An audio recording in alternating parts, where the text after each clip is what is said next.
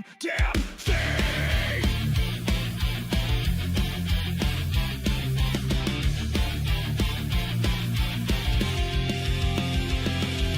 Nation black book, secrets untold. The weight of silence, heavy and cold. Power protects its own dirty creed, feeding lies while we bleed. They spin their webs, they weave their lies behind the curtain.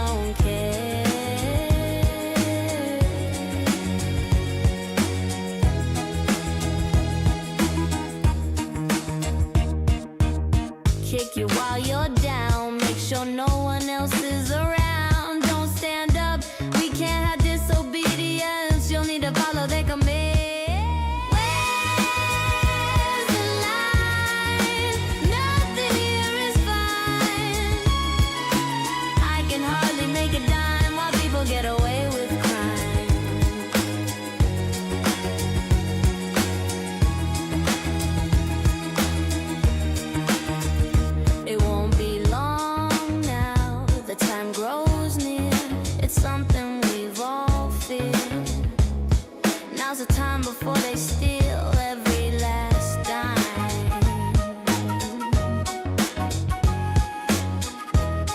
Work harder.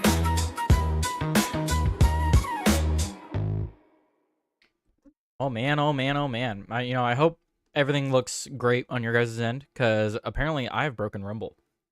I broke Rumble. I don't know exactly what caused it. My theory, the working theory is, because I can see that I'm live and you guys say you can hear the audio. Um, what happened is on my way to go get food across the street, I had an idea for a better title for the stream. So I changed it from my phone, and doing so has now caused it to glitch. I don't know. I cannot pull up the studio for my stream currently. I was able to start it. I'm able to end it, but I cannot manage it, and I cannot view it, if that makes sense. Like, you're supposed to have like a stream preview. It just says video not found. The studio room is the previous title before I changed it on my phone. So I broke it. It won't even tell me how many amazingly beautiful people are watching right now. Unless I go directly to the stream, which it says about 7 of you are watching. So, yeah, as far as what we see or hear, completely normal. Yeah, that's super weird. Anyway, that's irrelevant from the news. I hope everyone is having a fantastic start to the new year. Overall, my family's had an okay start to the new year. I personally have had a really good start. I've had a really good past few weeks. Took a break from the show, celebrated the holidays, focused more on my new job, which I will not be sharing with you guys, unfortunately. But I've been working, and that's where I've been. This week, I will have my show in the morning. I didn't do it this morning because I was spending time with my girlfriend before she left, because she's going to be away for about a week. So, I was just busy today, and I've been busy the past few weeks, spending a lot of time with family, as I'm sure many of you have been as well. But there are so many stories to catch up on that it's ridiculous. This stream could go the rest of the night, honestly. It could if I wanted it to. We'll see how long I go. As long as you guys can hear me, the show goes on. I mean, everything I'm seeing on my end, like from watching my actual stream, it seems like it's fine. I don't know. We will figure it out, though. I will have a guest or multiple guests, depending. It just depends on who shows up. But right now it's just me and you guys. Just me and you guys. We're gonna be talking about news. A lot of stuff to cover. I mean, you could read the title: 85% reduction of vaccine schedule and kidnapping presidents? Question mark. So obviously that has to do with the Venezuelan dictator Nicolas Maduro. And then the 85% reduction of vaccine schedule. What I was meaning there is they have removed 61 vaccines from the childhood vaccine schedule. So we'll be talking about that as well as some other stories. I do want to wait for maybe a guest or two to show up before I get into those meteor stories, because I can rant about it forever, and my guest may have interesting things to say on the point. So let me see. Let me make sure I didn't send the link out to everybody that I should have. Daisy. Oh, here we go. Hello? Uh-oh. Oh, my computer's glitching. Don't do this to me. Having problems. Gilbert the Gray is is that Gilbert's? Hello, Gilbert. How's it going? Yeah, I don't know how to fix the studio. Not you, I'm testing my new account. Yes, I know. I could see that you have a new account. You're no longer the Malinsky. No longer Malinsky. That's quite unfortunate. What if I liked your old account?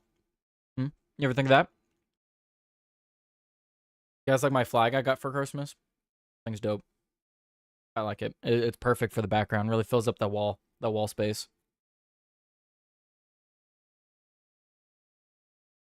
All right. I am Lord Gilbert, not normal Misilinsky. Well, now you're just Gilbert the Gray. You're not even Lord Gilbert. You're just Gilbert the Gray. Anywho, what story do I want to start with? I think I want to start with the J6 story that I was talking about. Or that I was looking at. Let's look at this J6 story. Look at this one here. Right about here. It's gonna pop up. There we go. I need to make sure I'm monitoring the studio room too. See if any of my guests show up.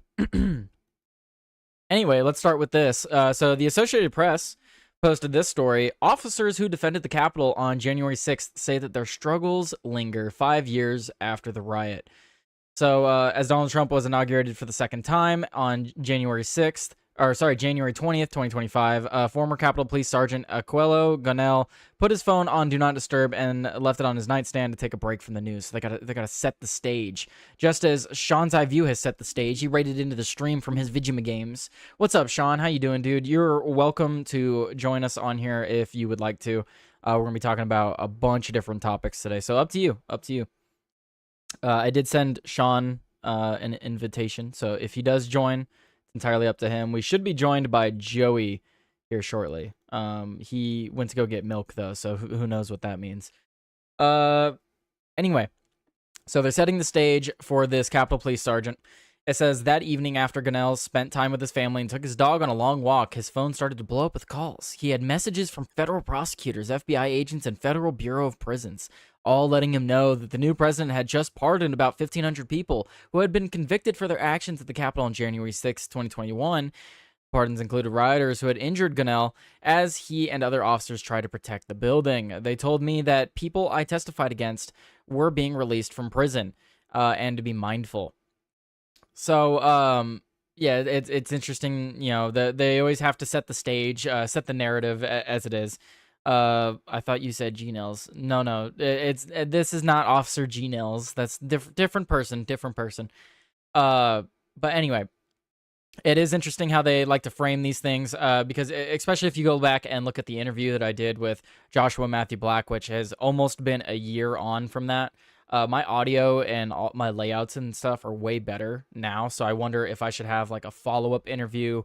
Maybe we could discuss more things, related to current news and how he feels about the administration that has pardoned him. We could, maybe I'll have him on again because that was really interesting. But you hear about his story, and it's hard to feel bad for these Capitol officers. It's not necessarily their fault, but it's like one of those things where it's like, oh, you were just following orders. That doesn't mean you were in the right, It doesn't mean you're, what is it? It doesn't mean you're not responsible for things that happened as well.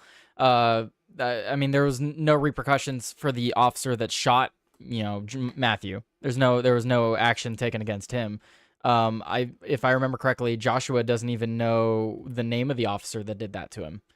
So it's like, it's just interesting how they set the stage. Interesting how they try to frame things. Because obviously, I use the Associated Press a lot, but they do have certain framing of things. Like I have another story here later in that we'll be talking about as well. And I don't know, the Associated Press and all these other news outlets always have an interesting way of framing things.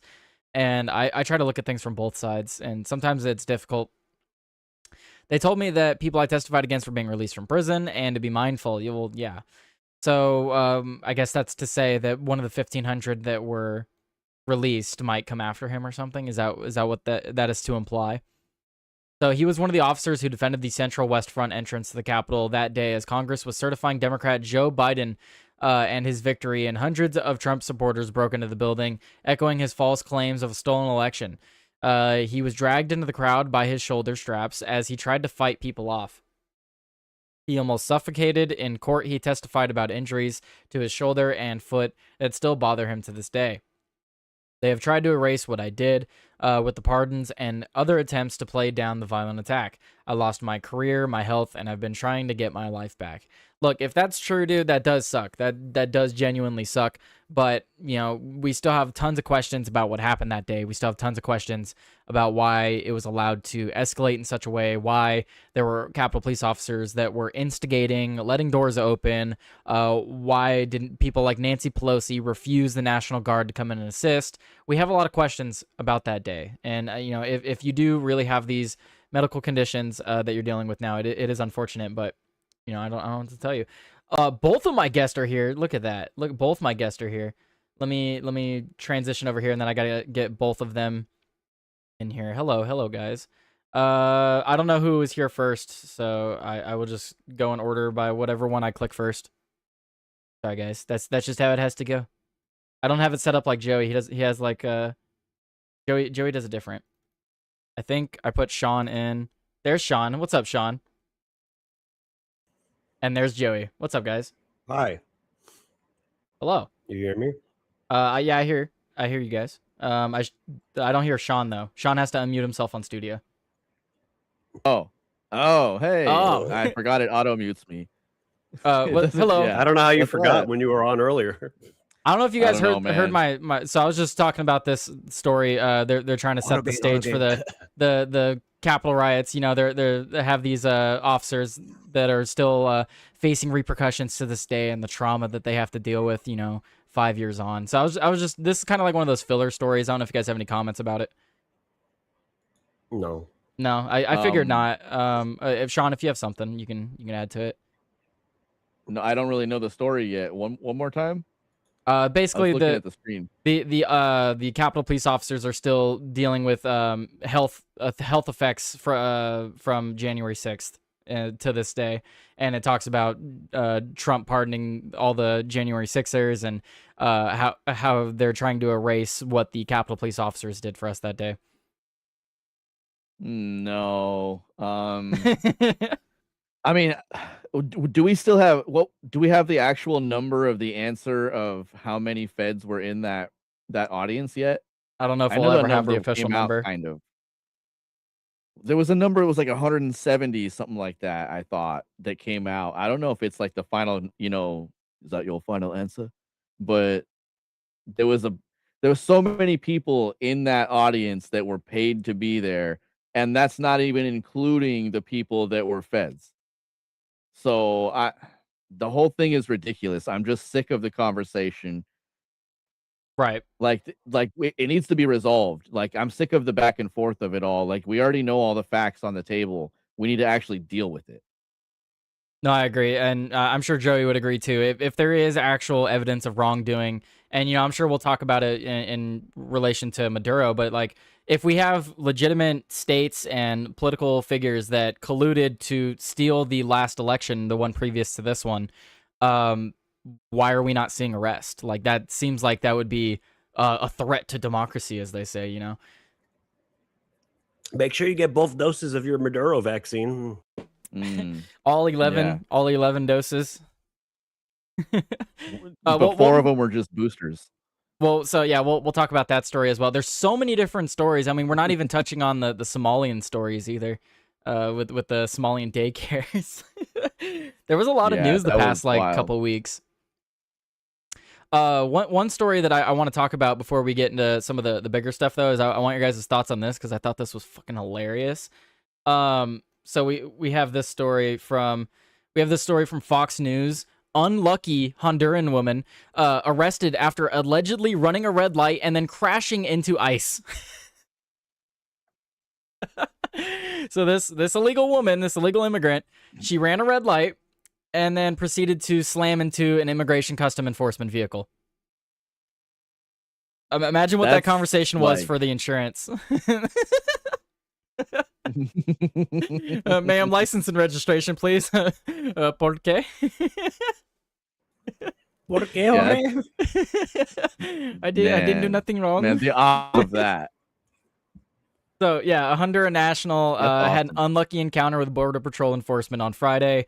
The woman who agents identified as Reina Funes Cruz allegedly ran a red light in Slidell, Louisiana, and rammed into an immigration customs enforcement vehicle, as well as a Border Patrol commander, Greg Bavino. This is from Greg Bavino on X. So I thought that I just thought it was hilarious. Like, what are the chances of that happening? Like, that's got to be like 1 in a couple billion or something like that, right? 1 in a couple million. Yeah. I don't. Of all the intersections, how many ICE officers were there? Man, that's just wild. Yeah, like a 20-second difference and you don't hit the car. Like, I don't know. It's just I just thought it was hilarious. Exactly. Like, this woman was meant to be captured. Is all I think. Exactly. She was doing something, and God was like, "No, go home." So apparently Nice. Bovino Did wrote you see on that? what? Go ahead. Hello. Did you see that cringe shit when they were? Wait, what? What cringe shit? Oh, when Stephen Miller and somebody were singing along the Ice Ice Baby, and they're like, "This is what I voted for." I'm like, dude, this is just as cringe as whenever Democrats do anything. Oh no. I don't know. I don't think I saw that one, but that sounds great. I don't know. There's been a lot of cringe Like from when, this admin. They're trying to relate to the youngsters. They're trying to get that meme energy they had in 2016.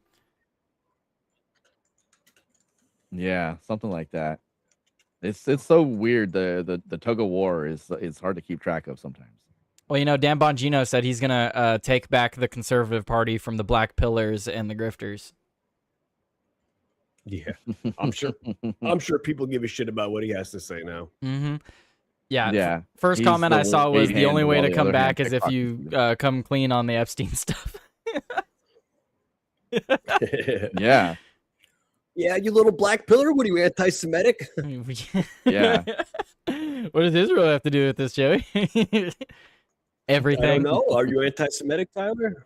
I must be, but it's okay because I'm anti everything. I'm anti everybody. I'm even anti white, so it's fine, right? Equal opportunity misanthropy. Yes, yes. See, are you still a racist if you hate every race equally? Because you're not discriminating based on race. You're discriminating because they're human. Yeah. I don't know, man. The math gets weird. Did you hear that I had Grok give me a list of what order people would receive the mic in if they were all sitting in a circle, like the diversity order of operations of who's oppressed more? And I got it to give me a 25 item long list. It was Really? great. That's kind of funny. Yeah, I'll send it to you. You'll giggle at it sometime. Are you guys hearing double or am I like delayed? I feel like there's a delay. There is a little bit of a delay, but it's only like 3 or 4 seconds. Usually it's not. I haven't noticed anything. It's sometimes there and sometimes not. Like when Joey first started talking and there was that hello, what's going on? That there was a little bit of a delay there. Okay. Okay. It's not. Well, at least it's not just me. But anyway. Everything sounds normal to me. Okay. Well, Okay. I'm just having issues with Rumble today. I don't know if you guys heard at the start, but I broke Rumble. I can't even view my stream through Studio right now. Like I can end it and it says that I'm live, but yeah, no edits. That's Well, awesome. Yeah. Yeah, be that way. I broke it. I don't know what to say. Alistar was struggling earlier. He was struggling earlier. He was like this stream just kept paused. He thought it was his fault. I'm like, no, it's Rumble's fault. Yeah, as long as people Yeah. can hear me and hear us, not that's young all that enough. matters. On the stream, it looks great. I have you up on my phone right here. So Awesome. Well, so continuing on with Everything this looks- story, everything you can looks see kosher. look how bad this woman's car is too. Like she that was a pretty good slam. damn, yeah, she got him good, didn't she? Yeah, she took out the left fender of her car. You know, I mean, still on there, but dented up good. My question is how does she own a car in this country? Like, and how does if she has a license? How does she have a license? Like, it still blows my What mind state that was you she can in? have illegal, like people that are not supposed to be here in the country. They're here illegally. They're actively committing a crime. They go to a federally funded building and they're like, yeah, I'm here illegally. I'm committing crimes. Give me a legal identification card. And the federal office or federal agency, regardless of state, is just like, yeah, here you go. Like, I feel like they would be Yeah. the ones to be like, oh, ICE? let me just keep this person busy while ICE comes. They should be. You would think you in a law-abiding society, that's exactly what should happen. Someone shows up to the DMV and they're like, I'm an illegal resident of this country. Give me an identification card. They'd be like, oh yeah, sure thing, 1 second, and then they'd go to a back room and call ICE. Yeah. Instead, they're like, oh, by the way, let me just go in the back and process this and commit fraud by making you a fake ID effectively by Yep. federal law. And they get paid by the state. And it's not just driver's licenses; it's state IDs, driver licenses, CDLs, like any of these things. And I think the people that are issuing these things are absolutely complicit in crime and should face charges. But that's a pipe Agreed. dream. We all know it's a pipe dream. Unfortunately, Black Pill. Oh, sorry, Dan Bongino's gonna come after me. Black Pill. Oh, Oh. you black pillar you. You Black Pillar. You. How dare you point out things that aren't gonna happen? We shouldn't allow you black We came. pillars and your voting rights. We came. We saw. He was captured. Yeah. Well, we'll talk about. There's a lot of news with that. That we can get into as well. Listen, folks, the black pillars don't deserve any voting rights, folks. The pills that are black, those are the worst ones. I mean, what? I'm mandating all pills be made white. Only white pills from now on. Only white pills. So- oh, damn. I just thought of another story I saw earlier. I don't want to bring it up, though. It's not my show. I mean, no. Go ahead, bring it up. We're in between stories. All right, where they're giving more visas to foreign OnlyFans models and shit. What? Yeah, they're giving more like work visas for them to come into the country. Hang on. Let me sure that see if I one could find really- this. I'm sure I saw Sean something loves that about one. that. Yeah, I saw something about visas and OnlyFans and how a bunch of them That were. was like, listen, I I didn't need get the something to details. do when I retire. Wait. Yeah. What's the What? story? Yeah. I know, it seems OnlyFans models dominate U.S. extraordinary artist visa. Save the big tits. What? Why is this a real story? Folks. He's like, listen, our ladies are not having enough babies. We got to bring in some prostitutes. Here, Get no. them pregnant. They'll good- stay here. So good call by Joey. More and Yeah, more I extraordinary pay attention. artist visas are going to social media influencers, say immigration lawyers. And if you read on it, it literally says it's OnlyFans models. Mhm. It's the O-1B visa. Why do we need them to come here? I Oh, don't it's- know. They could just maybe it's the countries that don't allow OnlyFans. They're It- like, listen, we gotta hoard the big titty models. They're like, you can do your slutty shit. Just go to America. Don't do it here. Yes, go And to they had to use the California. letter O. They had to give them the O, and then they're allowed O-1B visa. O1B, The O-1 right What? there. one oral, one buttocks. Whoa. Yeah, like the O-1B visa. Mhm. Gotta love it. Again, why do we need them here? Why do we need any visas outside of visas that allow people to come in to train our workforce? That is the only type of visa that should be allowed for the next like 40 to 50 years, if not indefinitely. The only people that we should be inviting to come from other countries and work is if they're coming to work to show us how to do something, like with the type of machinery or a new process for something. Like if it, I go ahead. I like the best of the. I like the best of the. I don't mind the best of the best coming here. For example, like in the NBA, about 35% of the NBA is international players now. So it's like if we're gonna like have the best sports league, we need the best players. So I don't necessarily mind the best of the best. Maybe these are the best of the OnlyFans models. Yeah, but like you could be the best of the best in OnlyFans models, but what value does that Whatever have that- to society, you know? Because like if you're talking about the best of the Nope. best of the OnlyFans models versus the best of like even something as basic as a restaurant manager, I would always invite the restaurant manager over the OnlyFans person to the country. Well, Hey, you know, restaurant managers OnlyFans makes a can't do lot of remote money. work. It makes a ton of money. I guess That's the key right there. economically it'd be smart All to have about them in the country. Benjamins. You want to have their tax dollar, Yeah, assuming they're yeah, smart exactly. enough to file taxes. What Well, are if they- if taxes? I don't know they're- what that is. Yeah, they're gonna have to have the lawyers handling it anyway. But I mean, the OnlyFans models can work remote. Put them on an island somewhere if they'd insist. Send them They don't need to be to here. well, what's that country that we have made a vassal and they just sit off the coast? What is it called? Venezuela? Puerto Rico. Yeah, just send them to Puerto Rico. Rico. They're just a vassal state. Just send them to Puerto Rico. It's true. Mhm. I mean, why They're not? Like we can vote. That's what we got to do with Canada. Let them vote, but just have their vote not count towards the electoral I've college. said this. I have said this so many times. Same thing with Greenland. Look, Just study their patterns. force them force them into the fold, like we've done with Puerto Rico. Force our constitution and our federal laws over them, and then don't let them ever vote in any of our elections ever. They can only vote in their state or local elections. They can't vote federally. Yep.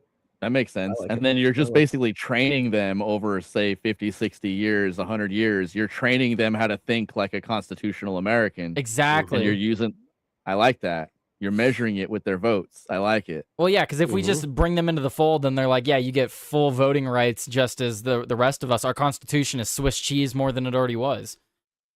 Yeah, that's how I feel about taking Canada, too. Those people are crazy. Oh, yeah, that's why I say, pull a Puerto Rico on Greenland and Canada. Just that's all we have to. I know the countries are a little bit larger, but what are they going to do? They can't do anything to us. You see what we just did to Venezuela? Yeah. That's Not the a shot only fired, reason. they say. That's the only reason we'll talk more about it when we get onto the topic. But Venezuela, I don't fully support what happened, but I do to a certain extent because it reaffirms that the United States will do shit if it really wants to. The only reason I'm like, Okay, all right, that's I can kind of see that. cool. It just reaffirms that we are when shit like that goes down, it reaffirms that we are not to be fucked with. Because I think countries Yeah, and even the I can American see that. people forget that sometimes. Wu-Tang Clan ain't nothing to fuck with. I mean, do you agree with that, Joey? Like, as much as we may not support the attacking Well, another it was- country, but like the way that they went about it was kind of cool. Like, I think you said it on your show. Like, politics aside, it was kind of badass. Yeah. Just like if you take away the whatever you feel about what happened, the fact that they went in there and like in less time than a fucking basketball, like in less time than this Knicks Pistons basketball game will finish in the third quarter, they just nabbed this motherfucker. Like I'm scrolling. You know what I do? I when I scroll through Twitter, I pick it up, I pick up, and then I scroll and I scroll and I scroll from wherever it left me off at, and like in real time, I'm seeing, oh, we're doing something with it, and I just figured it was bombing boats and shit like we've been doing for the past 3 months. Mhm. And then all of a sudden, like we captured him. I'm not even done scrolling to the top yet. And like we've captured him. I'm like, the fuck. And I was like, damn, bro, they just run up in there and they take the motherfucker. It's crazy. It shows you how And his wife, not Like, just him, and his wife. it shows Alive. you how if we were actually ruled by a somewhat, I'm not even going to say like 100% competent because that's unrealistic. If we had like 30% of people in our government that were actually fucking well-meaning and statesmen and constitutionalists, it just shows you how fucking the United States could have the world by its balls in a very legitimate way, not in a subversive way like the globalists make us do. And we wouldn't need their banking system. Well, et and cetera, et it cetera. also the last point, because we're I don't want to move to that story yet, but to compare and contrast what happened with Venezuela over the weekend and the absolute tragedy that was the Afghanistan withdrawal. Like to compare and contrast, that's what you get when you have an incompetent leader versus a competent leader. But anyway, back to OnlyFans. So the O1 visa, Sean, it's only granted to fewer than 20,000 people, at least in 2024. So it's not like this is a big issue. But I don't care if it's 10 people. I don't care if it's 10,000 people. Like, if what benefit are they giving to the United States? Like, what is the beneficial thing that allows them to be here? Yeah, that's what I'm saying. They work remotely. We don't need Bigger them cup here. sizes. Listen, folks, we need bigger cup sizes. We need bigger cup sizes on average. Bring the I want to OnlyFans bring it up to a models. D, folks. I want Only a like D. It 8% used of to the be a B, platform makes any real money. and The we want whatever all. podcast needs new people to make fun of. That's true, Like- folks. I'm doing it for Like, my what- pal. I don't know, man. What are we doing with that? It doesn't add up in any kind of way. That should be erased. Send them home. I mean, but all of we them. know why it's happening. Donald Trump is a New York Democrat. He doesn't mind this type of shit. He doesn't mind. I've run out sex of work. people to pee on my mattress. I've run out of people for me and BB to double team. Jesus. Melania won't do it. Wow. Yeah. The whole thing is just that I didn't know that one was going on, but that's like why You see, I can be a good curator of news. No, that was an interesting story that I had missed in the plethora of stories that I've uncovered. I hope so. Here we'll transition put that in your thumbnail, titties. We'll put that. We'll transition to the next story. But I don't know how long the show's going to go today. By the way, Joey, it's going to go a minimum of 2 hours. So I have nightcap scheduled for 10:10. Well, whatever that is for you. So yeah, we'll probably end around then, or maybe go a little longer than that, and then maybe I'll join you on nightcap, and then we can play repo after. Well, I'm gonna take a break first and then play repo. I have to catch up on a lot of eating. That's fair. That's fair. I have a burger sitting right next to me, just staring me in the face. Me too. But anyway, Carl's Jr. inside my mouth too. What burger from where though? I made it. Oh. 10, 10, 220? What are you talking about, Gilbert? Oh, 10, 10, 220. What is that? I remember that. You don't know about this shit, Tyler. There used to be a time and place where we used to have to fucking pay money to call long distance. And 10, 10, 220 got you a better deal on that shit. You call 10, 10, 220. Oh, okay. Mm-hmm. Yes, you saved like 20 cents on long distance calls. I know. It's fascinating how quickly these things changed. You remember the entire that shit, right, concept of long distance. Yeah, bro. The entire concept of long distance calls doesn't even exist anymore, bro. Have you ever used a payphone, Tyler? I think once, and it was like just to do it. Yeah, my ass used to use payphones all the time because my dad and mom didn't let me have a cell phone until I was 15. And even then, I had a fucking shitty brick Nokia phone. I got a phone in 6th grade, and it was a BlackBerry, which at the time was like high-end phone. So that was super awesome. I was playing Tetris in class, showing it to the other kids in class, like, look what I have. I so desperately want a physical keyboard. I hate the touchscreen so much. I miss my BlackBerry so much. That was probably one of my favorite phones ever. The only thing I hated about the BlackBerry is the little wheel used to always get like stuck, and you'd have to like. Mine didn't have that. Mine had little arrows. You'd get to click. I had the track wheel. I used to have to fucking dig that shit out and clean it so it would work better. Anyway, I missed the T9 word, bro. Do you remember T9 word? And you knew what numbers were gonna predict to what? Well, Fishy, that's because you're on a landline. He said bullshit, Sean. I still pay long distance when calling certain areas on my landline. And he said, yes, I have a landline. Okay. I don't have a landline anymore because the only reason why I would get one now, I mean, I guess to have a landline, but you can cut that too. I don't pay for the landline. There's a circuit switch. It's either a satellite circuit switch or through a tower circuit switch, or it's a literal physical circuit switch. But if they're trying to cut it off, they're going to cut it off. But they're trying to bundle it with Comcast all the time. They're like, oh, would you like a phone? No, bro. Stop pushing your phone bullshit with me. The only reason anybody's ever going to get a fucking phone is because you bundled it. Just get away from me. I don't want it. If I wanted it, I would ask for it. Yeah. But no, It doesn't exist for cell phones. No. You know, it does exist for cell phones, though, is when you get calls from prison, they like make you pay for it sometimes. Fuck that shit. You used to be able to do that from Tyrone. Fuck Tyrone. Right? You used to be able to do it from a payphone where you could like have them reverse the charges and bill the person that you were calling for the call. That's funny. Yeah, then back in the days of Cracker Jack, or no, it was Captain Crunch. I thought you were gonna say Cracker Barrel. No, dude. Captain Crunch payphones were hacked by a whistle back in the day. That's what hackers did back in the day. Literally, it's a fun story, but I don't want to sidetrack too far. Look into Captain Crunch. Yeah, we'll definitely have to talk about that one of these days. I do want to move on though, because I do have a lot of stories I pulled up. They're great. I'm sure you guys will have a lot to talk about on this next story. We don't necessarily have to read the story. This is more about what is it showing right now?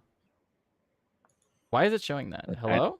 A tiny little screen. It's showing my stream. Why is it showing my stream? Look, I'm very professional, guys, and I don't know what the fuck happened. I like his Final Fantasy VII loading screen thing. Final Fantasy. Yeah, Oh, it looks like how the RPGs in like the Nintendo Super Nintendo era looked, where it was just the fucking bluish purple square. I Brutal.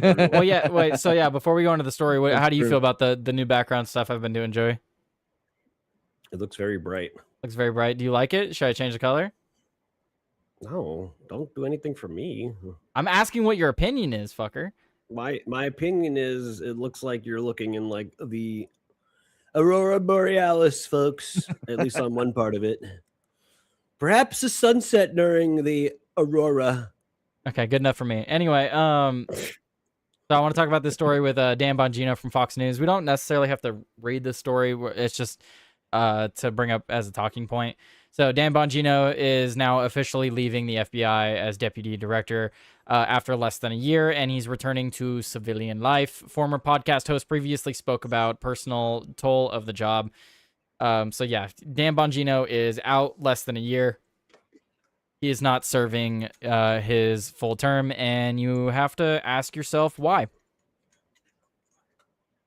You know what? Why is he getting out? I think a lot of people would suspect that it has to do with Epstein. Yeah, well, based off that first press conference he had with Kash Patel, where he looked like he was shell shocked, like that somebody had a freaking sniper rifle pointed it to the back of his head when he was doing that interview. You Mhm. just He's like, see- he killed himself. He killed himself. Like, Yeah. eyes as wide as he He can killed be. him. Cash only recently stopped having his eyes bugged out like that. Yeah, now he's gonna. Donald Trump's like, listen, if you're going back to civilian life, you have to calm down the base. They're getting a little anti-Semitic. Yeah, so now he said, well, he's like going back to podcasting and trying to do the same thing that he did before then, except now he's lost his credibility. Yeah, good Well, luck. and it even says here in the article that this is so this is the reason they're citing for his departure. I gave up everything for this is a quote from him. He goes on to say, I stare at these four walls all day in DC by myself, divorced from my wife. I mean, not divorced, but I mean separated. Oh, And it's just hard. revolt. I mean, we love each other and it's hard to be apart. So the reason that he What the fuck states did he expect was gonna happen? the reason he states Right. is separation from his wife is why he's leaving the job. But Oh, bullshit! He couldn't predict that. Get the fuck out of here. well, his wife couldn't have mean- moved with him, or is it that he's working long hours? Like, It's a no. And you know what? You know what's annoying to me is none of these fucking right wing talking heads are gonna call him out on that bullshit. They're gonna just accept that as the premise. Like that's bullcrap. There's no way him and his wife didn't know that this was the deal was.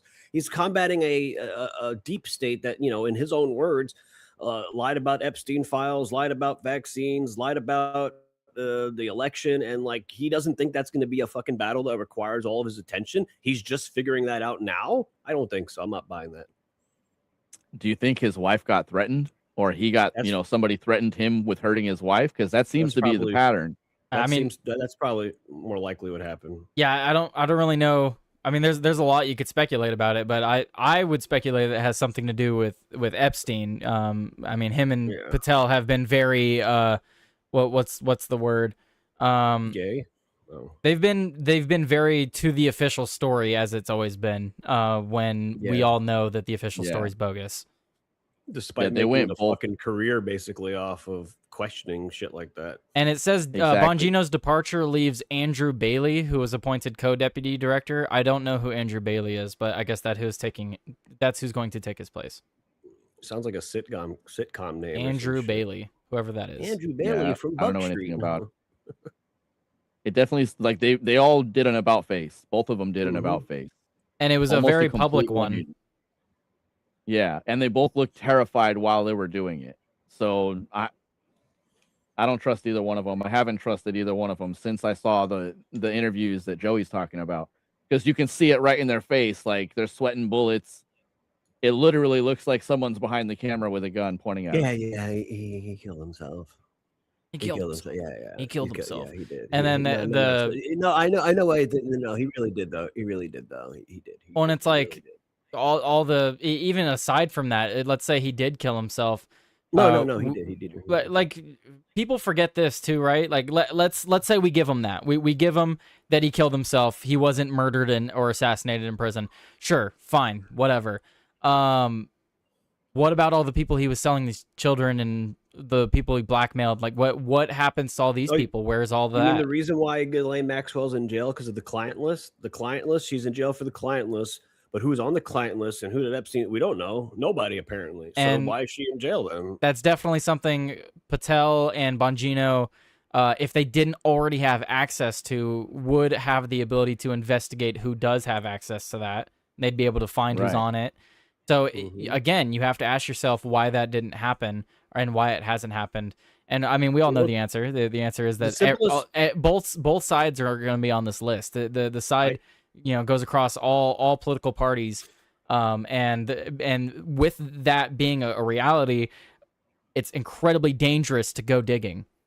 the easiest out for these men were to literally say, I know everyone's curious, but all this is classified information. I'm not doing anything until Donald, and that kind of throws Trump under the bus, but they could find a way to say until this administration, you know, until everything is properly set in stone, I can't reveal classified information. Like that was their easiest out. Instead, they went the worst possible way. They did if they go that route, then we know that they're bullshitting us, but we know that they're like playing by the rules.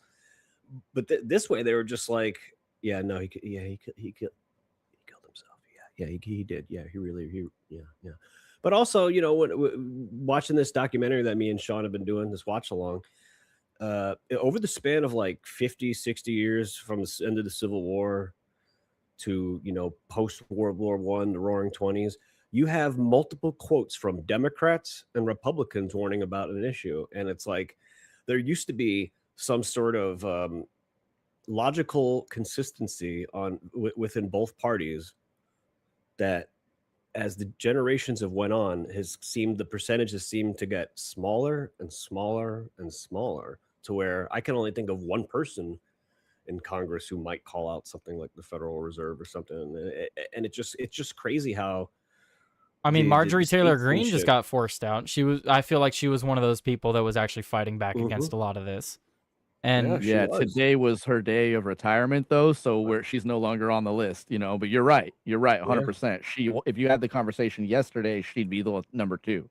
Yep. It's just crazy how we used to have a handful of statesmen as Republicans and Democrats. We used to have just enough people that they were able to actually block some of this stuff that they would do, because you see a lot of these measures, they get voted down because there were still statesmen back then that will vote, for the right thing. And it's just that number is getting smaller and smaller and smaller to the point where it's like, I don't have confidence in the system. I just believe that they're going to do what Adolf Hitler did, and they're going to use the legal system to pass laws that are technically illegal.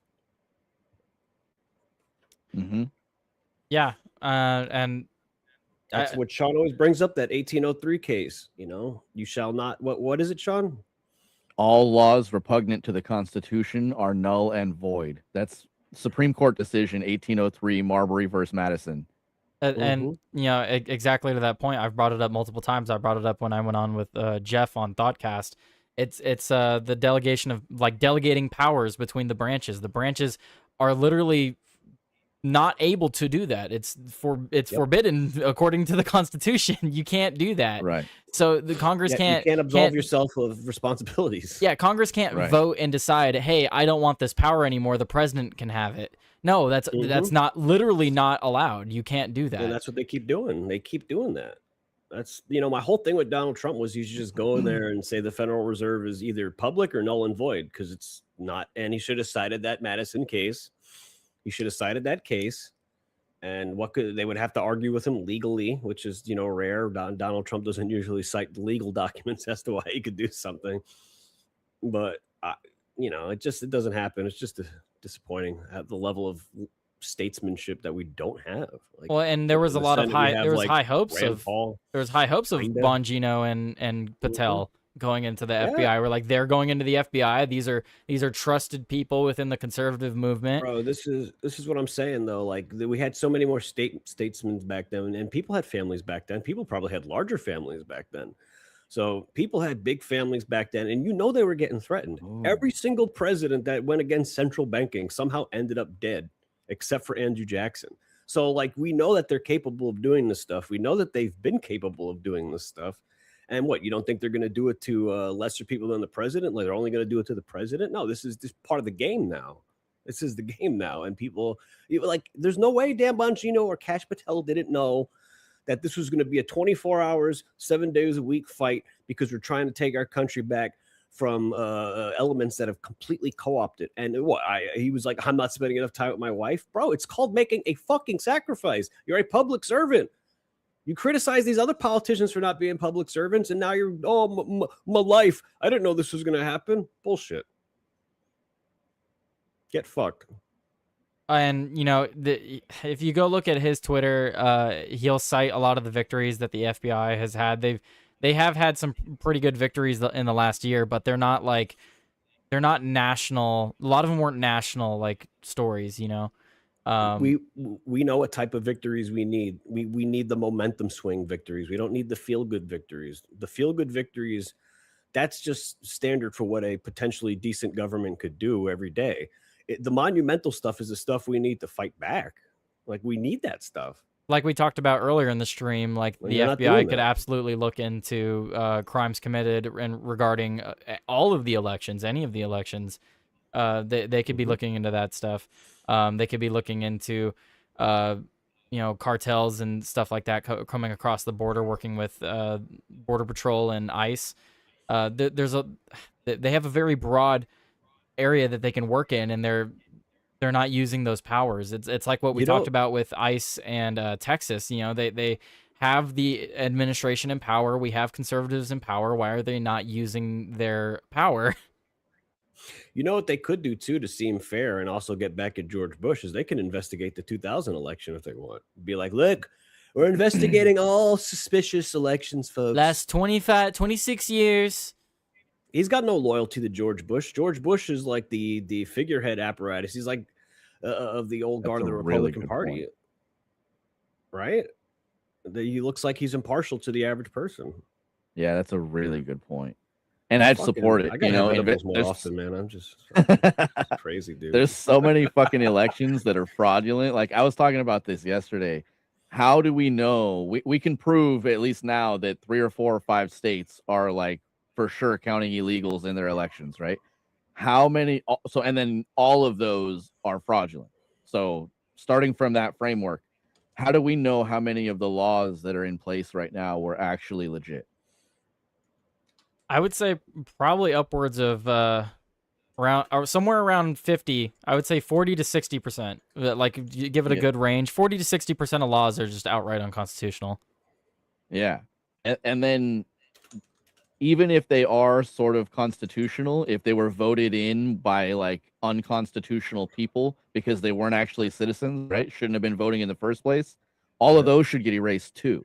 So whatever number that is, we should be, what is that? I mean, I'm just spitballing, like we're at 35 or 40% or whatever it is.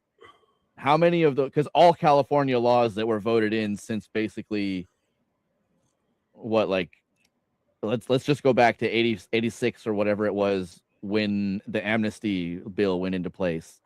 But we're working on it. Like, I can't see the name, but in the chat, there's a thing asking about California with the open carry being deemed unconstitutional. That's a powerful story too. Yeah, we'll move. Let's move away from Bongino, and we could actually move on to that story. Let me pull that one up. Yo, fuck damn I sent you the link in the Discord when I saw it on the chat. Yeah, I was gonna pull it up. I was just waiting for us to finish with Bongino, but you transitioned over to there naturally. So it's like we're pros at this. It's like professionals doing it live. So yeah, we got this from The Guardian. California ban on openly carrying guns is unconstitutional according to a court ruling. So Ninth Circuit sides with gun owners that ban in counties with more than 200,000 people violates the Second Amendment. U.S. Appeals Court on Friday ruled that California's ban on openly carrying firearms in most parts of the state was unconstitutional. A panel of the San Francisco-based Ninth Circuit Court of Appeals sided 2-1 with a gun owner in ruling that the state's prohibition against open carry in counties with more than 200,000 people violated the U.S. Constitution's Second Amendment right to keep and bear arms. About 95% of the population in California, which has some of the nation's strictest gun control laws, lives in counties of that size.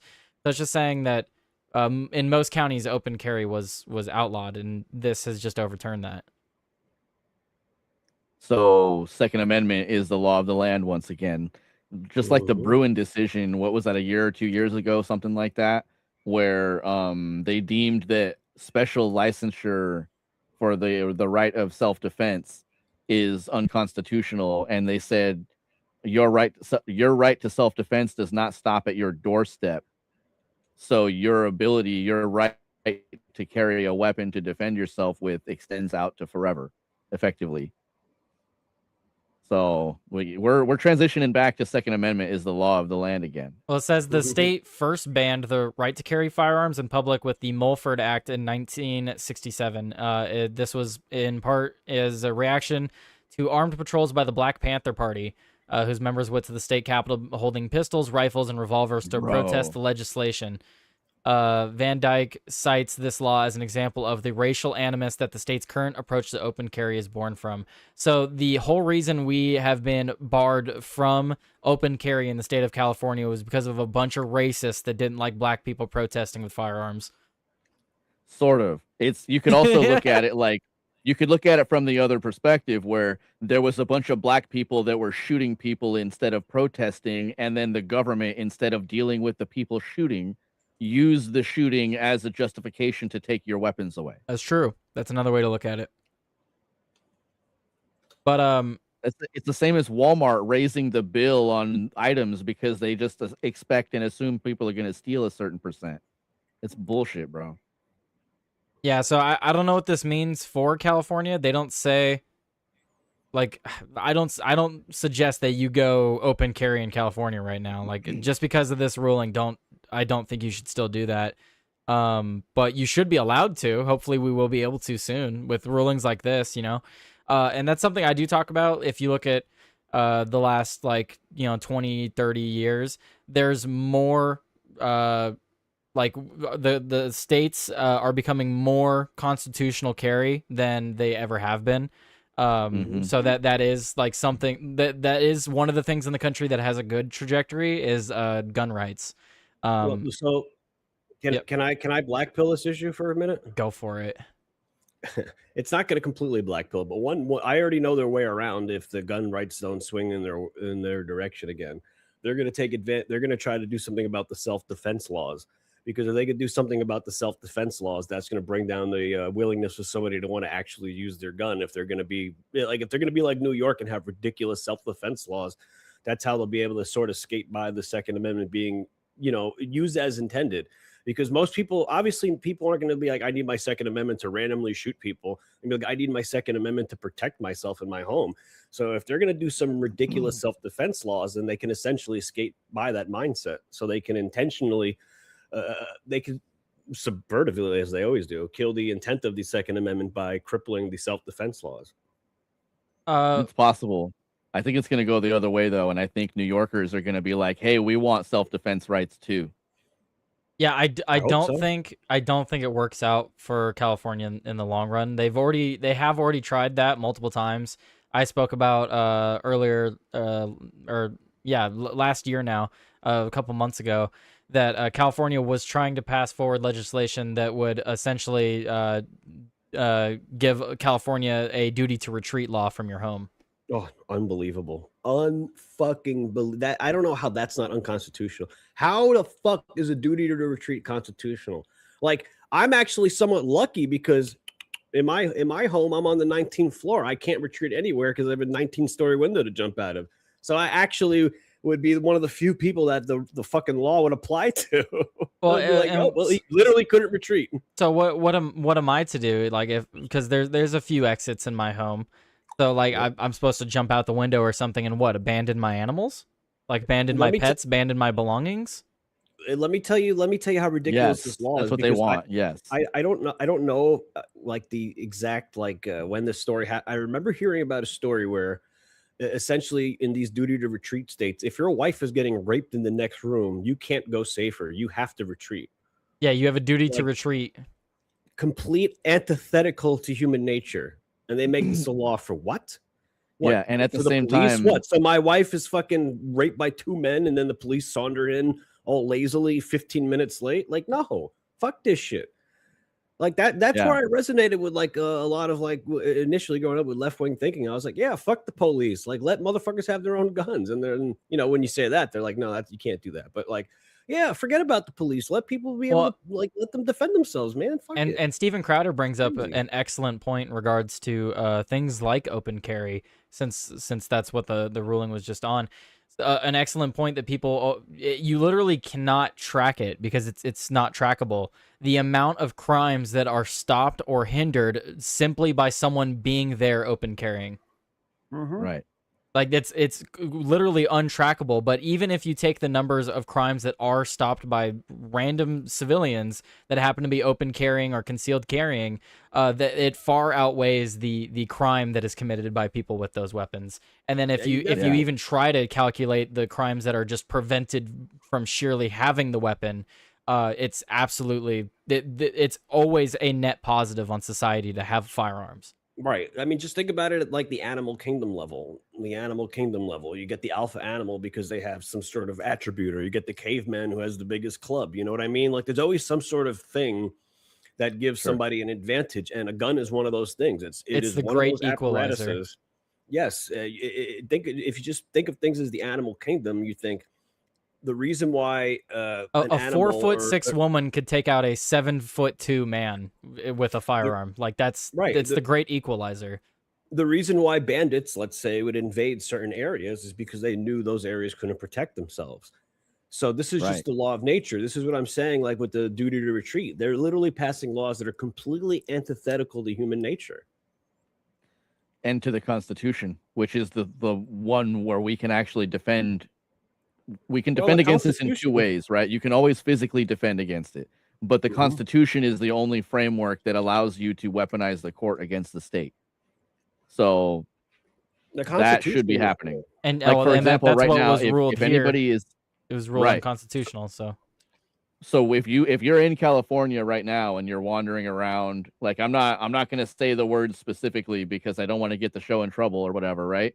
But if you are walking around in California right now and you are open carrying and somebody tries to stop you, according to this court, they have just violated your constitutional right. So that would be the next step in this process where somebody would have to like just like thinking your way through the process, right? Someone would have to have an injury that is related to this case that they can then press charges for. They have to have So that means that grounds for right, the suit. exactly. Exactly. So if that was to happen, we would see what this what is it, Ninth Circuit, I think. We would see how much, how sharp this court's teeth are. Because then Constitution just upheld it a year or two ago with the Bruin decision. If anybody pushes this, we may have like a declaration of open carry as the law of the land again under Trump. Yeah, and I am with Joey though. The first thing that anti-Second Amendment people will try to do, if they fail to outlaw the weapons, they will then outlaw the actions taken to defend yourself. Yep. Just look at what they're doing with the gun manufacturers, where they're trying to hold them liable. That's absolutely where they're going to go. So it's good to know the chess move beforehand. So take with that as you will, gang. Absolutely. But again, if you look at states overall, even in places like California, the trajectory is so far in the positive. We do have, in the next maybe 30 to 40 years, we might see most of the country have open carry. Like that's the trajectory we're on right now. So I'd like I think to it's see. great. I think this would be an interesting risk, but this is basically how our legal system is used now, anyway. I would like to see one of these cases get to the Supreme Court so that constitutional carry just becomes law of the land automatically, like they did with gay rights. Yeah, that's the Bruin decision, kind of. It's just a different piece of it. Do you remember that from a couple years back? I think it was out of New York, where a dude was trying to get his concealed carry license, and they didn't tell him no, but they didn't process the paperwork. They wouldn't do the work, so he sued them under grounds that they were denying his Second Amendment right, and that he won. Right. Interesting you So say that, because that is actually the case that they cited in this decision. Yeah, that makes sense. The New York State Rifle and Pistol Association versus Bruin was issued by the court's 6-3 conservative supermajority and established a new legal test for firearm restrictions. The test said guns must be consistent with this nation's historical tradition of firearm regulation. What we Right. need So though I agree with you that like when you're talking about the self-defense thing, I agree with you in the sense that that's probably the vector that they'll attack from next, but I don't think it's going to work. We've got Yeah. too hard in the last year and a half or 2 years or whatever. We've got too hard. No, fuck you. Second Amendments from the Supreme Courts. Yeah, I think you're probably right, but that's definitely where they're going to go. It's where I would go if I was them. Agreed. Yeah, I just don't think they're going to accomplish. If they are going to do that, we're definitely going to have to see a massive reversing in the way law enforcement's done. Because I don't think you can have you're not allowed to defend yourself. Also, we're not going to lock up criminals in the same go. You have to do one or the other. I think one of the reasons why it's not going to work either is because when you get footage of George Floyd and all people see is the iconic knee on the neck, that's how it's going to be shaped to the average population. They're not going to, spend the whole time looking through it. They're just going to see the clips that are fed to them on TV. But if you were to get like security cam footage of someone breaking into somebody's house and then you shooting them and then the person who shot them getting charged with murder, it's very clear cut. There's no other interpretation of what the fuck, why is this guy getting charged? So it makes the optics much harder for them to try to win that battle. Yeah. Because that's how they win these battles is they have key interactions that they take. The Trayvon Martin stuff, the George Floyd shit, the Mike Brown stuff. They take these interactions, even though there was a case, I told Sean about this one, the Kelly Thomas case, where the police for no reason just beat this man's face into a fucking plum. They just beat his ass for no reason. And nobody ever fucking talks about that. A much clearer version of police brutality. Nobody cares about that. But are you talking about the story where there was like 14 cops that got prosecuted? Because there was a story recently. I wasn't that long ago that I covered it, but they're all on body cam beating a dude who's cuffed to a chair, and they literally beat him to death. It's different. It's a different. This was like 10 years ago. This case. Okay, well this one was more recent, like a lot more recent. Yeah. Kelly Thomas was at least on the conspiracy internet circles, very popular story when it happened because it was ridiculous. It's ridiculous. They were talking about the Mike Brown thing where he was aggressively reaching for a fucking cop's gun.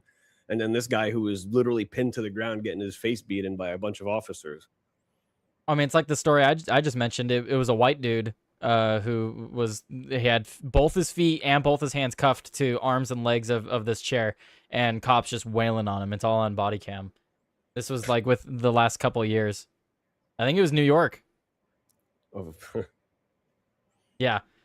Yeah. We're getting all the good cops. All 3 of them are leaving to go to Long Island or fucking Florida. But to my point, right? Like you can't have situations like gang that. Members of policemen. You can't have situations like that where cops overstep their boundaries, and also don't arrest criminals that need arresting, and also attack people's right to defend themselves. I think the more they go against, we're not going to arrest criminals, we're going to release criminals. The more we're going to get, you can defend yourself because we don't want to deal with it. That's exactly where I'm coming from, where they've gone too far and it's already tipped and we're on the momentum. It's already rolling. We have 2 Supreme Court decisions that say you're not touching our guns. And I'm looking this up. That was 2011, the Kelly Thomas thing. So that's I wasn't aware of that story really, but it's like quoting one of the cops, like, now you see my fists, they're getting ready to fuck you up. Like they're shit talking him while they're beating him to death or whatever. Yeah, fucking courageous. And man. The thing is, like, if you know as a cop, right, if you know that any random dude whose rights you might be about to crush could be armed legally, lawfully, you're a lot less likely to do it. That's why So I I think that an armed society is a polite society, man. It's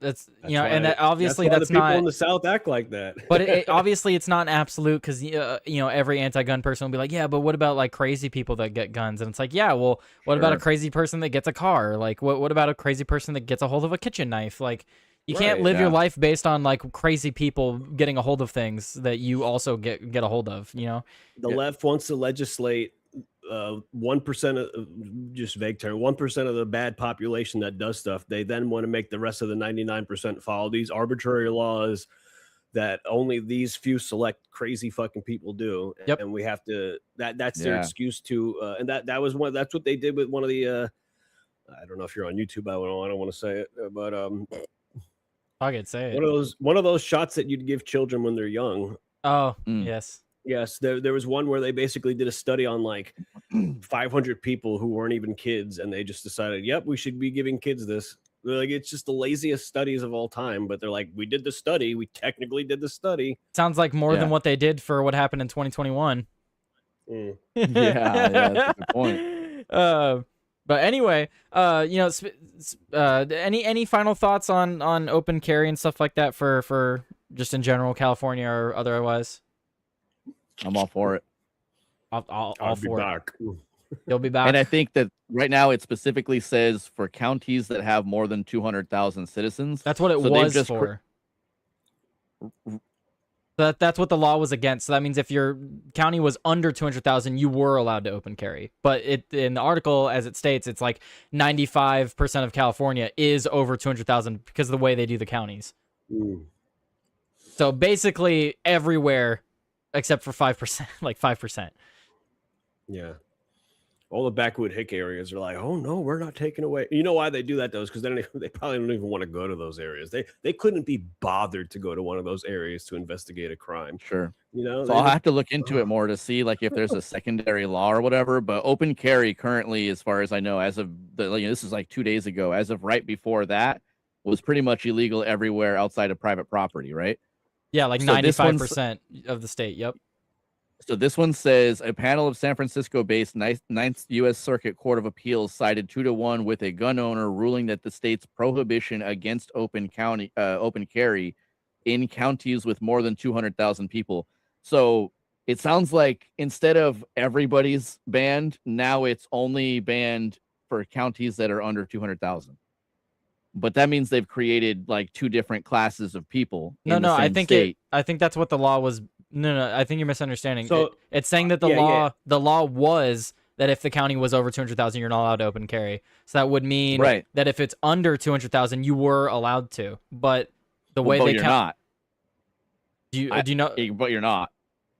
Like you can't open carry just like randomly in my town, and I'm in a small county. Is your county under 200,000? Yes, Well, I looked it up when I saw this. So my point that is, might be, is there it might state be or local law? other Though? law. I'm not sure, but what I'm saying can we is pull up this ruling? that's going to happen again. Well, he pulled it up a little bit, but that's what's going to happen next. I think in California is somebody in a smaller county is going to be like, "Fuck that! I want that stated in a modern court case too," and they're going to push that line, and then they're going to build the court precedents. And I just think it's going to keep balling up, and then other states are going to use us as precedents. Yeah, That's you know what the Republicans should do if they were chess masters. I just have somebody sue one of these states on the constitutional carry thing. Just sue them and just be like, I don't believe this should be a thing or something, and just like force it. Just keep suing until you get it to the Supreme Court. Like fuck it. Like that way we can just be settled with this. Like states have tried to sue each other. There were states that tried to sue each other over the election stuff, and the Supreme Court was literally like, "Nah, I ain't touching that." No, I don't know. I think you got to try. That's different though. There's no amendment against stealing elections. You know, I suppose. I mean, technically, there's not. Yeah, I mean, it literally leaves them up to the states. So like the federal framework for one state to sue another state over election fraud is a little bit fuzzy, right. I think. As far and constitutional Second Amendment, that's literally, they can't ignore something like that. They could choose to ignore a state versus state issue, be like, you two deal with it. But as far as what federal law is, if they ignored that shit, then I don't know how the veil doesn't get lifted even more. Yeah. The government needs to remember that they work for us to protect us from enemies, foreign and domestic, and that includes people who would usurp our system and use it against us. And if they can't, they're again not allowed to hinder us in our own defense. Right. If they're incapable of defending us, we are allowed to defend ourselves. That's how this shit works. This is what I said about like the Adolf Hitlerification of things. Like that's what the Nazis did, is they used legal means to bring upon their, authoritarianism. You can't use legal means to bring on authoritarianism, because you do that enough times, there has to be a line where the people are just like, all right, enough is enough. Right. But that line lets people exploit it for a very long time, and then they, pilfer your loot. Oh yeah, well that's why I have to remind people how much they've crossed the line. So then the next time they think sir. about, oh, this is the right thing to do. Well, maybe it is. Just saying, ridiculous. All right, we're gonna move on. I have another story I wanted to bring up with you guys. This is one of those stories. So this is one of those stories that kind of got like swept under the rug a little bit, because it's like, there's a lot of bigger things going on, but I want to mention it just because it's like, these countries always like to make fun of the United States, and they're like, oh, we have the First Amendment, and it's like not the First Amendment, but they have their own First Amendments, is what they'll say. They're like, no, we have free speech here. Well, at the very least, we know France and most of Europe doesn't. A Paris court has now found 10 people guilty of cyberbullying France's First Lady Brigitte Macron. How dare she? How dare she? How dare she get cyberbullied? Whatever that is, like, get off the fucking internet, bro.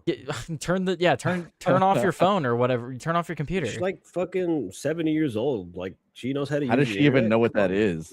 Yeah. My mom can't even. My mom's like fucking 64 and still doesn't know how to send an email attachment. But this bitch is on social media. Fuck ass. Whatever happened to? Didn't she say she was gonna like submit DNA and prove that Candace? Yeah. So was this is actually lying? related to that. So it says that they found these 10 people guilty of cyberbullying by spreading false online claims about her gender and sexuality, including allegations that she was born a male. Well, has she? So apparently she's proven this in French courts, but she has yet to prove it in American courts. Then that's why the Candace thing is still going on. Oh my god! But yeah, so the question is, do you trust a French court? No. Oh no, I wouldn't. I absolutely wouldn't. Right. That is one elongated clit. Oh. So what is the punishment for calling a woman, a beautiful woman, a male? Apparently the punishment for that, as one defendant was sentenced to 6 months in prison, while 8 were handed a suspended sentence between 4 and 8 months, and all 10 were ordered to attend cyberbullying awareness training. Oh my god! So re-education. Wait, I'm confused. They were I thought that calling women men and men women was the kind thing to do. No. Isn't that what we've been told for the last like decade? It depends on what they want to be called, though. This part of the story, so like all this is irrelevant. Like Brigitte Macron is a fucking pedophile. First and foremost. That's the real story. All the things, dude, of all the things to dispute, Brigitte Macron actually was kind of accused of being Emmanuel Macron's dad, who was also raping him. Yeah, like I don't give a shit if it's a fucking man or a woman. This is a vile human being. Oh. And of all the things to dispute, it's not, hey, I'm not my son's father raping him. I'm actually just a woman. Wait. So here's another funny aspect of it. So of the 10 defendants, 8 of them were men, 2 of them were women, but all of them were between ages 41 and 65. What? These weren't even some like 20-year-olds. Like all his friends or something. And it says, and this is exactly what you guys are talking about. They were accused of having posted numerous comments falsely claiming that the wife of President Emmanuel Macron was born male and likening their 24-year age gap to pedophilia. Some of the posts were viewed tens of thousands of times. Okay, so 24-year age gap. What fucking sophistry that is? 24-year age gap. No. If a 25-year-old woman got with a whatever the 50-year-old 49-year-old, yeah, people would whatever, but like the age difference isn't the issue. The issue is he was 14, and I know Europe has different laws with that shit, but 14 is still way below that line. I think that the age for most of Europe is 16, and 14 is just 2 years below that, bro. So in our country, that's 3 to 4 years below what most states' line is. So that's the issue. The age difference ain't really the problem. Are we talking about a 16 and a 40-year-old, or are we talking about a 25 and a 50-year-old? Yeah, exactly. The decision making is different here. Yeah, she Yeah. could legally rent a car now. Like that's a big fucking difference. That's the last age landmark. Well, that actually, we've received. California lets 21-year-olds true. rent cars. Wow. Not when back in California my is day, you had to be so hip. 25. Well, I know this because my sister just totaled her car. Oh shit. We had a really bad storm lately, and she decided to drive in the rain, and it didn't end well. That sucks, man. Yeah, so not entirely her fault, but you know how it goes. And yeah, that she had to rent a car for the weekend, and they add an additional charge because you're under 25. Anyway, that's completely besides the point. So Bridget McCrone didn't even attend the trial of these 10 people. And it was only a 2-day Wait. trial. Don't you have to have your accuser? Don't you have the right to face your accuser? No, Or no, does that not in exist? their country. And this is a quote from her. She said that she launched these legal proceedings to, quote, set an example. Okay. You don't have to be afraid anymore of what you are. You're not ever allowed to make fun of people is the standard. Oh yeah, I don't even like. People are like, "Oh, I want to go to Europe." I'm like, I can't go to Europe, bro. Not with my Twitter history, not with my fucking history on Rumble. They'll arrest my ass, and nobody gives a shit about me. I'm just fucking Joey Cannoli. Donald Trump's gonna hear 3 fucking minutes of me shit talking him. He's like, I don't care about him. He's not Brittany Griner. Well, what about all these countries that have been trying to sue and fine X for just Americans speaking their mind and their country having access to view it? Who the fuck are these fucking Europeans, bro? Like Fuck that, them. like that's the kind of shit where I'm like, you know what, we should just go kidnap the judge that made that ruling, just like we did Nicolas Maduro, just to make a point. Well, listen, I we just think set a precedent here, my guys.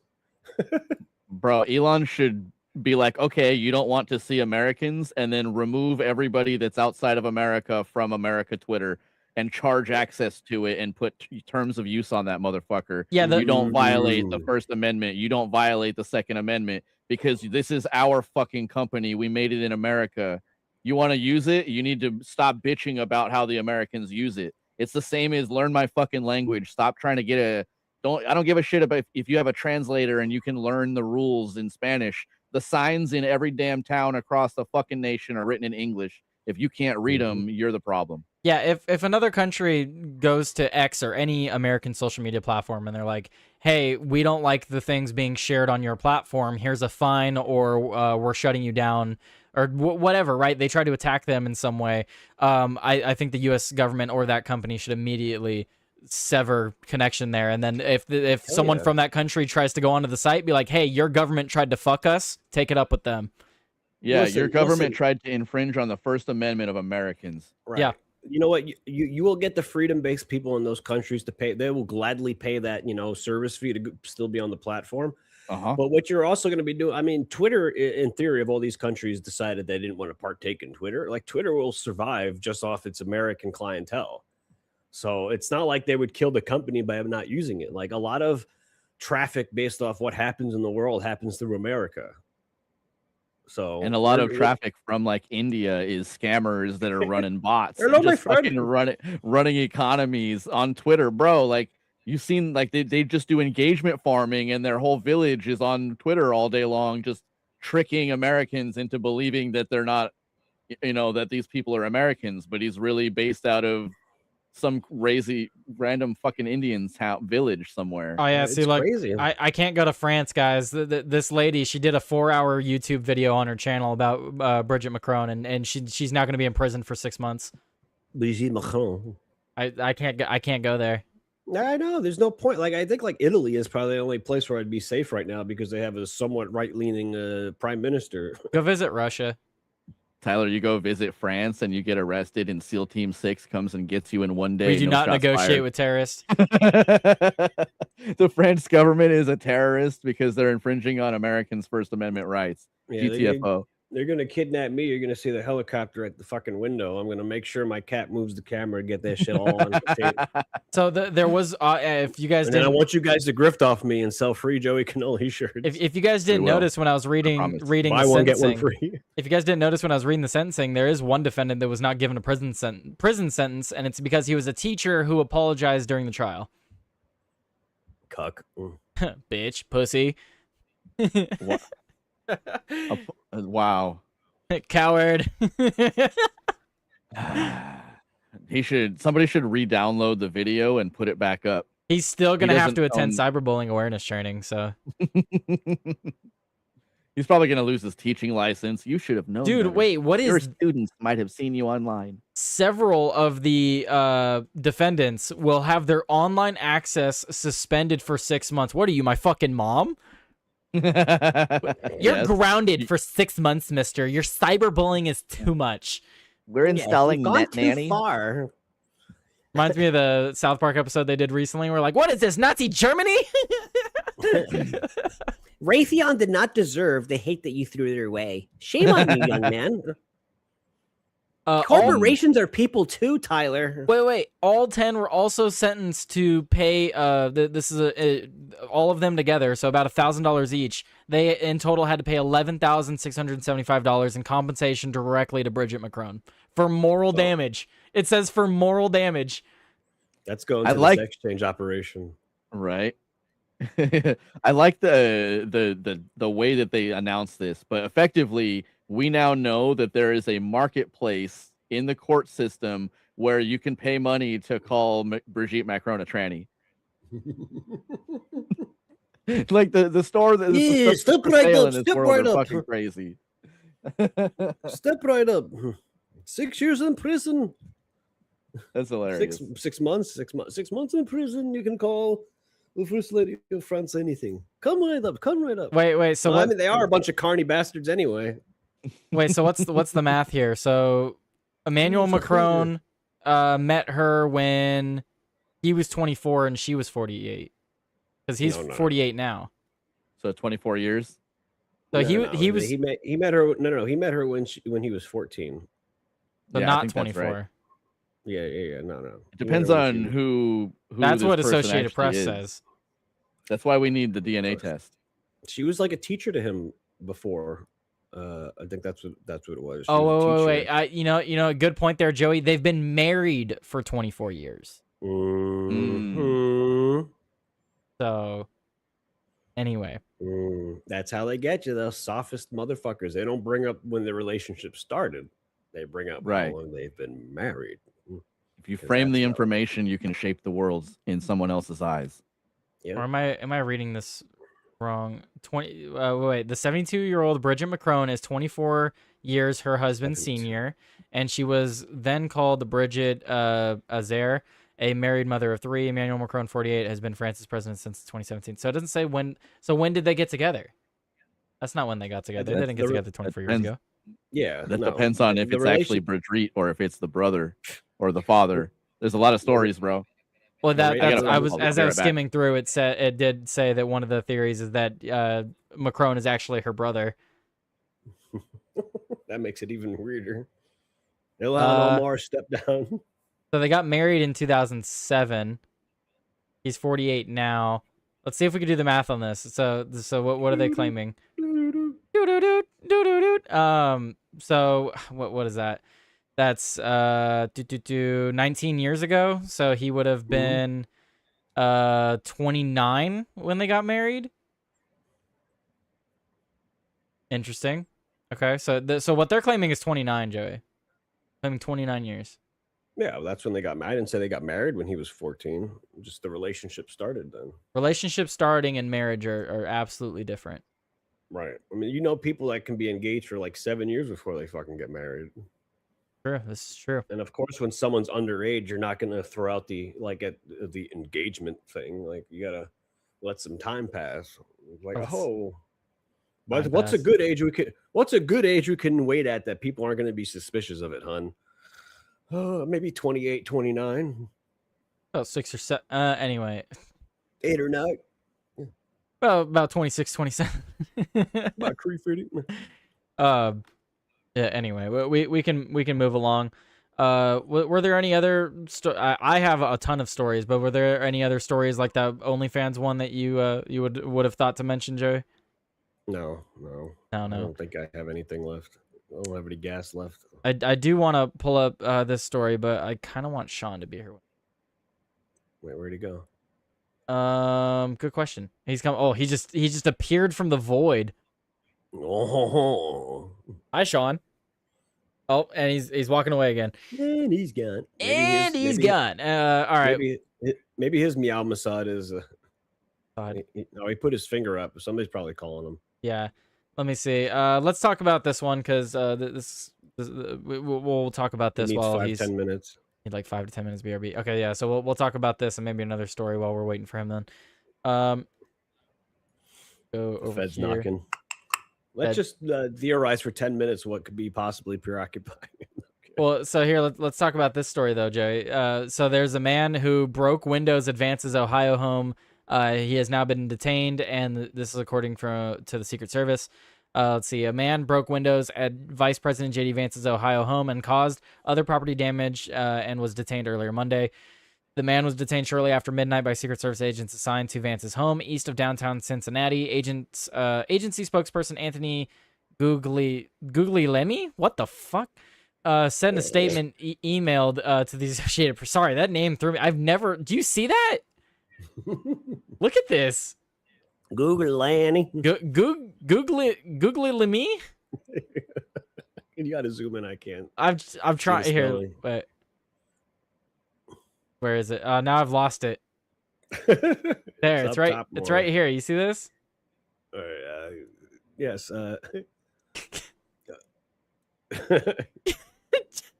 Guglielmi? Guglielmi. Is it like what a I'm fucking saying? Italian? Hey, look, Guglielmi, what you doing? Guglielmo Marconi invented radio. It's legit. That's what Gilbert said. What? Fake news. Guglielmi. Fake news. Anyway. It's like a pig Latin name or something. Guglielmi. Okay, but you see why I got thrown off by it? Because it's Yeah. What the fucking what is that? Italian? sounds googly.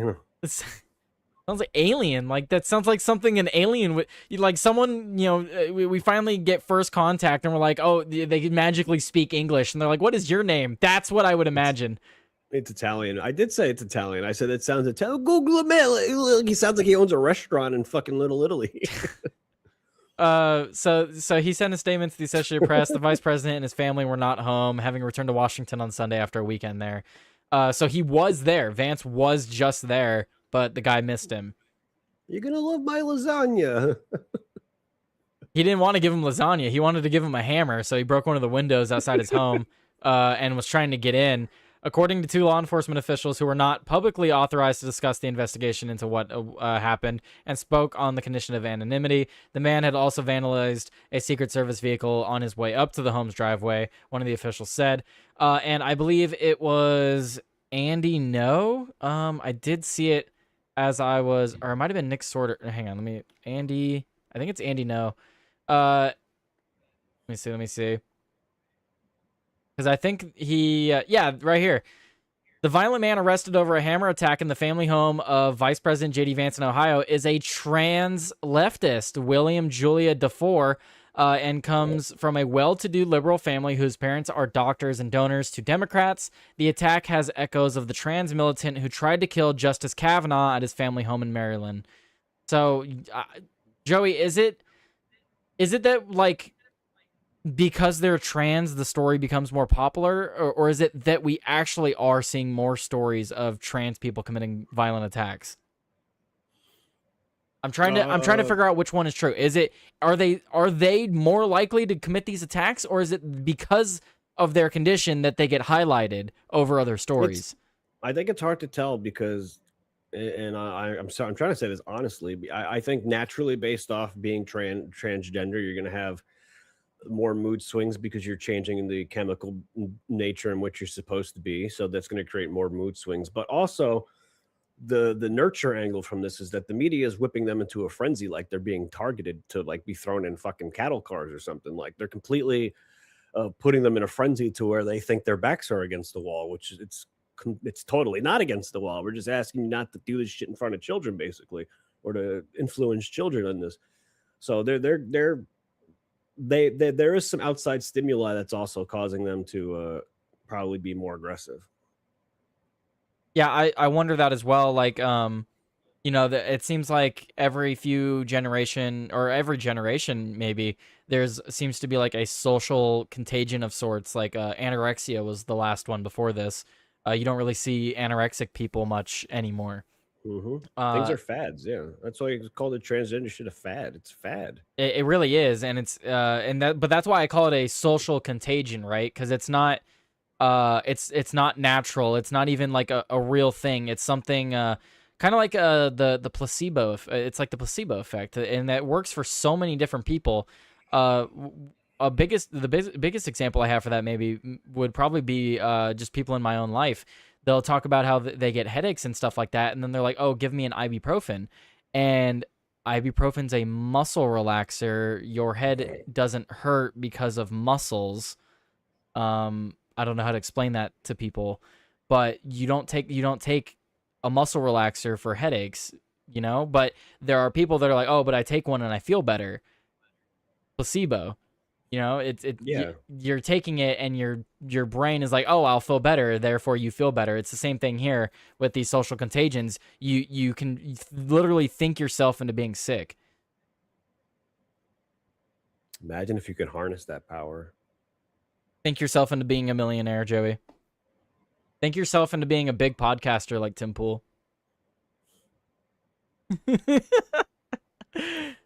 No comment. I was thinking about how I can get big like that in one nation. Oh, there is one nation. Yeah, if only I Middle could have America just shorts as needs good to as. rise up, you know. If only I could have shorts that good. Anyway, but yeah, I wanted to add that to this story because that's one of the more interesting parts of this. But you know, of course, another Democrat attack. Why we didn't really see this from we haven't ever really seen this from Republicans. I still wonder about that because they always say the only instance I ever see is like the J6 stuff. They always cite J6 for Republican attacks. Because they don't have another one. That's why it was so, you know, that people got caught up in that obvious Fed ploy. Is now they had their visual things that they needed to show people. Shit didn't really work that well though. Well, Like, I I mean, yeah, some people will be like, "Oh, J6," but most people are just going to be like, "Isn't that what you're supposed to do?" well, so I just thought about something. I think what that stems from is not just political differences, but moral differences. Because if you are like truly more conservative or just even conservative leaning, you're gonna have literally not just different policy positions, but a different moral structure than someone who believes a lot of these Democrat policies. Yeah, So I think that may be what it is like it is that we do see more Democrats commit these attacks because they have uh you know they have a moral difference in us in that they believe that violence is justified or believe they that they're the violence basically is justified. they basically step into that line of thinking that I talk about. Like, where is the line? They decide that the line are at. They're using that. Well, we have to figure out where the line is at some point. This is our line. They're using that for things that they shouldn't be using it for. Like they're not. No, nobody is like they're breaking the law, and then when you push back against it, they're like, "Oh, my line's being crossed." You know what I mean? Like they're using that type of thinking of well, when the system's against us, we've got to do something. That's why it's okay when they do it, because they're pushing back against authoritarianism in their eyes, which is insane because all they do is cause authoritarianism. But like anytime they push the line, they're allowed to push the line, but the moment you push back, then all of a sudden you're this, fucking creature. So it's okay when they do it. But But no, I think the average person has seen that, like, it's, the left has basically said it's okay. Riots are the language of the unheard. So I think a lot of people saw January 6th and they're just probably like, all right, well, this is literally what the left has been talking about, right? I mean, you even look at things like COVID. They thought it was a moral imperative to protest for Black Lives Matter over getting sick from COVID, which they thought was like the deadliest thing on earth. Yeah, but because I mean that's what the media has done. They've convinced people that racism is the utmost evilest crime that you can be, and like Well, that's why The- that's why that guy was acquitted for stabbing someone because he called yeah. them an N-word. It's So that, more it's more of a crime that that man was called the N-word than it was that he then, got stabbed. yeah, I mean, attempted murder is not as bad as being Hurting someone's racist. fifis. It's they, and then don't get me wrong, like just like outright being racist. I mean, people are always gonna have prejudice, but like being outright racist towards someone for no reason is, yeah, it's ridiculous. But fucking, is it the worst crime I can think of? Absolutely not. Well, it You shouldn't know, even be a crime. Being racist towards someone no, shouldn't be a crime, but I'm not saying I it should mean, be like as far as like allowed either. morality, yeah, as far as like morality goes, like, are people going to care more about someone being racist to another person over the fact that like women are being fucking raped by incompatible migrants constantly? Like, that's just not how people are going to feel. Yeah, But like what if a woman that's how they train people to feel. but It's that's the crazy. line of thinking that this goes down. Like if a guy can get acquitted for stabbing someone because he called them an N-word, the next step is a woman gets, raped, or can't say it on YouTube. But she gets assaulted in the worst way possible that a man can do to a woman. And because she said a racial term towards him, he gets acquitted. It's like, oh, Yeah, it was justified. That's absolutely how is that not victim blaming? yeah. There's no way in my mind that I will ever see racism as being worse than these like crimes, but they give these people, it's an excuse. Like, oh well, it's the most abhorrent thing to be racist. You Yeah, must be ostracized from because of the society, even if you're being years of treatment ridiculous. and words associated to that treatment, you're allowed to commit crimes now. It's fucking irrelevant. Every race on this planet has been a slave at some point, somewhere, at some point in time. Like, get over it, bro. It's part of the story. You build character with struggle. Get the fuck over it. I mean, like we could talk about this forever, but the percentage of the population that even owned slaves was like, what was it, like 10%, if that, If that. 5%? I mean, think about like how corporations operate. Like owning a plantation, that's like the bougie thing. Maybe they want to make it seem that way, that every white person was this bougie fucking slave plantation owner. Yeah, But everyone no, was there this was wealthy person that came over, like just fat stacks of gold, owning like 10 slaves each. like think about how slavery probably affected the locals out there that didn't have Oh, plantations and jobs, like houses. jobs didn't exist because they would just have slaves. Right. Because nowadays a farmer is a fucking, this is something like, oh, you're getting paid to plow my fields and shit.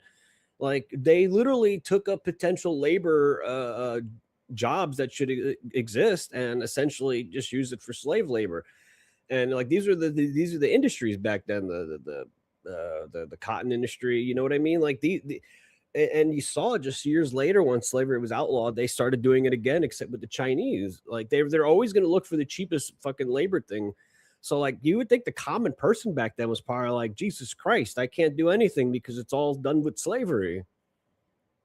What the hell is the average person doing? Like, what, like, Well, that's so why they people like are like the country's built on slavery, and a lot of people make the point that it probably, or not even probably, that it, if you look at historically, it actually hindered the economic growth of the United States more than it helped it.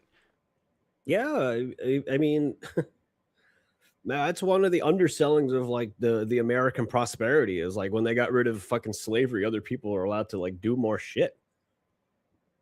Like, like, what kind of job did a person, like, I'm trying to think, like, okay, you don't have, maybe they have like their own farm, so it's easier to be self-sustainable in certain instances, but like you had a lot of people, like, there was no sort of physical force jobs that they can do because it was all being outsourced to slavery. I mean, well, what is the percentage of people that own slaves? Because so they'll do this thing where they'll categorize all of white people in this fucking one small group. It's the same thing I hear when I hear, my growing up, they're like the white man. I was like, oh, the white man? But like, what do you mean by the white man? And like, oh, the Wow, guy in Joey, charge. what percentage of white Americans owned slaves? 1%. It is approximately 7.4. So It's 1.4 to 7.4 is the range. so let's cut that in half. Depending on the because state, though, it did get as high as Yeah. 40. States like South Carolina and Mississippi had 40%. Okay, that's I guess with areas that would have more Well, I mean, they were better weather. they were the South, Yeah, more hot places. but the overall total, like if you take the population of white people from that time, it was approximately 1.4 to 7.4, depending on the estimate. Mm. So under 10%, though. Right. So Yeah, I guess all 93% of us should suffer for that one. yeah, but we're not allowed to get mad at the 50% of violent crime statistics. Yep. Meanwhile, fucking 93% of this country's generation was busy dying of fucking like typhus or whatever in some cold ass fucking cabin in like Delaware, and they'll be like, and now they're just like looking back, like, oh, look at you slave masters, and you're like, fuck, I wish you didn't have shit, bro. Yeah. You could barely even make a damn fire. All right. Anyway, Sean is still not back, so we're gonna move to another side story that I wanted to bring up. Let's pull this up. I like to pull up non-political stories every now and again, as you know, Joey. And Joey, I just want to know what you would do. This monkey, it got loose and had to be caught in Tennessee after rampaging through a music shop and destroying guitars. Then here's the picture of the monkey here, clearly very angry. This is one angry monkey right there. A mischievous monkey who damaged musical instruments at a Tennessee guitar shop is in custody after an Because he's hour. black. After an hours-long monkey hunt. Okay. Should have called it coon hunting. The furry felon. Oh man. A cinnamon capuchin native to Central and South America was caught Sunday after being spotted rampaging through the Trade Center music shop in Morristown. The small business owners called police around 8 a.m. to report the damage, which security footage revealed to be caused by a little brown primate. What? I don't know. This language is borderline racist. It's the worst thing ever. Look at the monkey though. It's a little angry monkey. He's just pissed walking around a guitar shop. You've crossed my line. Images released by the police showed the small fella leaning over a guitar stand while peering into a glass case full of effect pedals, while a Fender Stratocaster and other guitars stood nearby. After a search of the area where police had asked the public to report any sightings, the monkey was finally caught by Sunday evening. It remains unclear. If you put a little hat on the monkey, he will learn how to speak English. Yeah, if only that worked. It remains unclear where or how the beast was bested. But what? The beast was bested? Beast. What is this, Monster Hunter? But police were seen hauling a large animal carrying crate over a chain link fence in a residential yard. The monkey is believed to have been stolen from an Alabama farm and sold to a Tennessee woman, though it also remains unclear how it escaped. Its original owner was notified of its discovery and its shenanigans by the U.S. Department of Agriculture. Oh, wait. So they'll kidnap a squirrel and a raccoon, but this woman has a monkey get loose and destroy guitars, and they return it to her? Yep. Welcome to the world we live in. That's the difference between Tennessee and New York, I guess. What kind of monkey business is this? Do you think people should be allowed to own monkeys? I don't know. You don't have an opinion on that? Should people be able to own this little guy? Why not? I mean, if that thing gets loose, is it really gonna fucking? I don't know. It destroyed some guitars, apparently, Joey. It didn't say how much the damages were, though. A fucking baby can destroy guitars too. Just let it run loose in a guitar center. Well, what would you rather have, this guy or a baby roaming around the shop? Fucking this guy. At least he's gonna be durable enough to survive. The baby's gonna something's gonna land on it, and that's gonna be it. That'll be a hit. Yeah. What if it's This like a motherfucker can swing to vine from vine? It's like, yeah? What if it starts swinging from the lights? Starts breaking more I don't know. stuff. You got to do the counteractive of the lethality and the ability to like teach it domestication. Like you can't have a fucking lion as a pet. Good luck, because the bat, like if you have like a lion as a pet, if the lion gets frisky with you, your face is clawed off. You know what I mean? If you get frisky with a cat, he just scratches you and you go, ow. I mean, these monkeys can have some fucking claws. I mean, look at the teeth on them, dude. I know they can, but like they're still like very like small. Like yes, you Would you could be get okay with hurt, me having but a pet bear? well, Like you a know, like if a you piss brown bear, like a grizzly. if you piss the bear off, you know, and So you're saying no, you're not okay with you're not in support of this? I'm saying that like there has to be like the threat of like immediately ending its owner's life has to come into this equation. You know what I mean? Do you have an opinion on the amount of tigers that live in Texas? I don't know. do, Why are there tigers? do you not know? No. Let's see. I want to make sure I get it right. What percentage of the world's tigers are in Texas? Are these like crazy fucking redneck people, or is this like some sort of joke that you got me set up for? Let's see. There are about 2 to 5,000 tigers in Texas. Just like roaming in the wild? Yeah, let's see. What the fuck? The percentage of the world's tigers in Texas, if calculated based on total global tiger numbers, wild and captive, would be roughly 40% of the world's tigers are in Texas. I don't know if you knew that. Are you okay with that? Or No, should there be that many tigers in Texas? I mean, you know, don't fucking bother the wildlife to hug. Like, shit, just leave the motherfucker alone.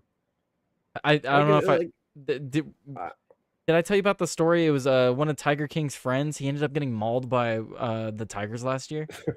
well, listen, keeping it in the wild versus fucking trying to tame it is a very different story. Well, so that 40% number, all of them are captive in Texas because they're people's pets. Well, Yeah, a lot of people don't know that. if I, you I have just looked it up.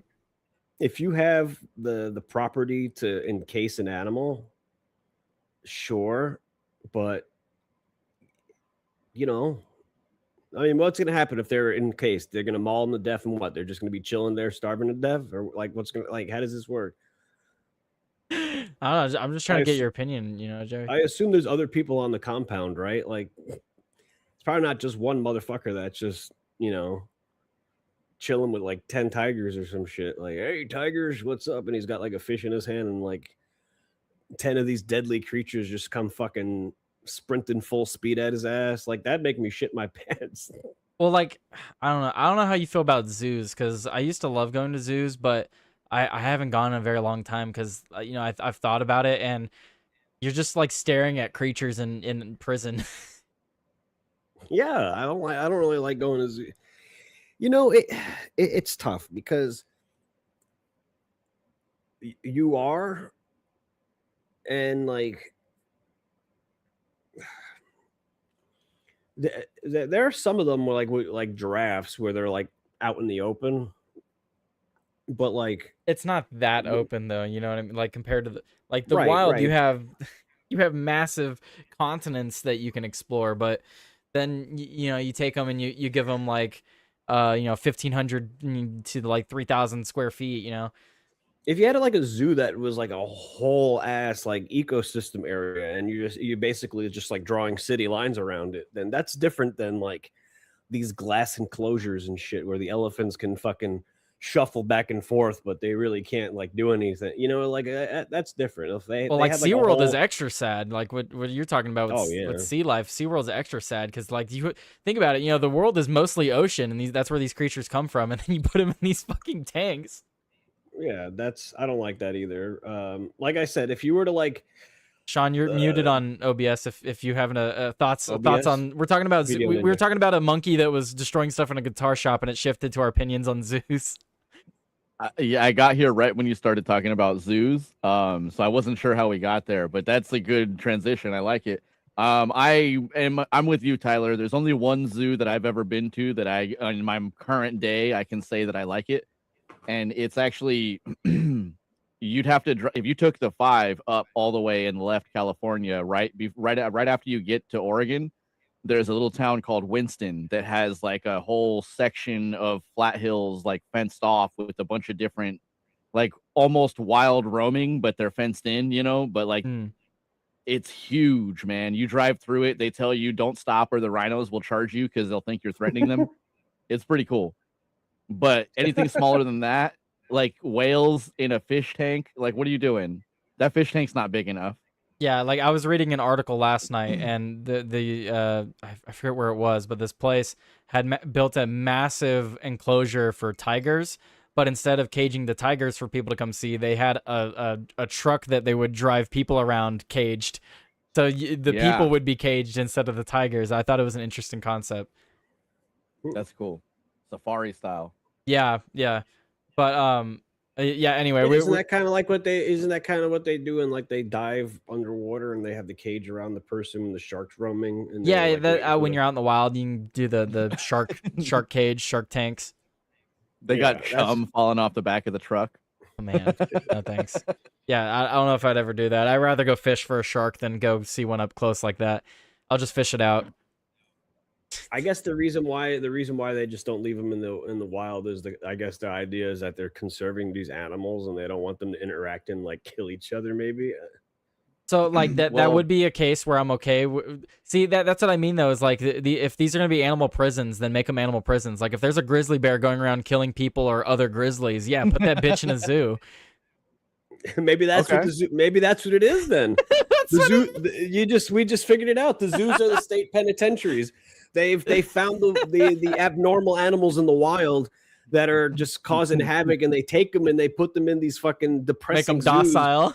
And we're just looking at former fucking criminals. We're looking at convicts, and they're just depressed, moping around their prison cell, knowing that there's no way for them to get If out. I ever go to a zoo again, I will make sure to have that in mind to cheer myself up. Be like, Yeah. you deserve to be here and have people stare at you all You're day. dealing with the George Floyds of the world, man. Oh man. put your knee on that bear's neck. Ah, no. Anyway, we're gonna move on. That was just one of those stories that we Harambe had was brought a up. mob boss, bro. That was one of those stories we Harambe had was brought a up while we were waiting mob for you. We're waiting for you, Sean. I want to get to one of these. Harambe was a mob boss. There's a mob boss. I want to get to Yeah, one of these they, bigger stories though, because there was a big story while you guys were live that happened. I messaged both of you about it. I want to. Harambe was the original Epstein. They stopped that child from getting trafficked. Yep, there you go. A lot of them are Bro. injured and can't survive on their own, or they're imprinted on humans, etc., and they can't survive on their own. I hope that's Oh, true. I okay. just don't know how. I'm sure it's not always the case. That was Sounds my like point. copium, bro. Yeah, it sounds like copium. Anyway, you know what is not copium? Let me make sure I have Sean on screen here too, because I want to make sure everyone's here. We have this tweet from, well, not tweet. We have this truth. This is, looking at the truth details. This is from the real Donald Trump, guys. This is the official Donald Trump account. Today, the Trump administration is proud to announce the United States of America's updated childhood vaccination schedule. This schedule is rooted in the gold standard of science and is widely agreed upon by scientists and experts all over the world. Effective today, America will no longer require 72 jabs for our beautiful, healthy children. We are moving to a far more reasonable schedule where all children will only be recommended to receive vaccinations for 11 of the most serious and dangerous diseases. Parents can still choose to give their children all of the vaccinations if they wish, and they will continue to be covered by insurance. However, this updated schedule finally aligns the United States with other developed nations around the world. Congratulations to the Health and Human Services Secretary Bobby Kennedy, CDC Acting Director Jim O'Neill, FDA Commissioner Marty Makary, CMS Administrator Dr. Oz, NIH Director Jay. I'm not even going to try to say that. I'm terrible at names. As well as all the medical experts and professionals who worked very hard to make this happen. Many Americans, especially the Make America Healthy Again moms, have been praying for these common sense reforms for many years. Thank you again for your attention to this matter. Donald Trump, United States of America. So yeah, we have now 61 injections removed from the vaccine schedule. Health and Human Services also put out a press release talking about it. It does detail which ones that they're going to be focusing on, and they're going to separate the 72 vaccines into 3 different categories now. And if they're in the first category, like the 11 that'll still be administered, those will still be recommended for like school and stuff. And then the other 2 categories will just be if parents really want them. It's definitely a better start. I mean, in one of the biggest actuality, wins we've gotten from his administration, I'd say. I think in actuality, it should always be up. The choice should always it shouldn't be forced on you because if they truly actually work, then it would be irrelevant. But it's a good start, and like this is the type of move. This is the right kind of needs more of these slow progressive movements, victories because they always seem to have like this all or nothing approach where like you need to get everything you want or else we shouldn't get anything at all. And it's like it's good that the momentum is starting to swing back. With a lot of the health stuff, the health and the gun rights stuff is the two slow. These are the two like 4D chess things that the right is doing pretty well. I just hope a lot of people realize that. Well said. It's like the big ask. You're never gonna get the first time you ask for it. You're never gonna get the big ask. But part of the negotiating is that you're gonna meet somewhere in the middle. So if you start at the middle, you're never gonna get where you want to go. You're always gonna get closer and closer to where you don't want to be. Yeah. Incrementalism. You want to give you want to bring them closer to your side and then hope that the evidence is going to be in your favor so you can then further bring them closer to your side. Exactly. I mean, a lot of these issues are won by incrementalism. You get it by increments. Like you said, you can't get like if the goal is full constitutional carry across the country, you have to start small and work your way towards that. Like the issue we talked about earlier with the ruling in California, it's a good step in the right direction, but it is not the end goal. Right. Exactly. Mm-hmm. And Yeah. it started to shout out to whoever that dude was from New York. Shout out to that dude. He got the ball rolling. Which guy? The one from the Bruin decision, whatever his. Whatever, yeah. You're talking about the gun rights stuff. Yeah, the New York decision. That was in the other segment that we talked about.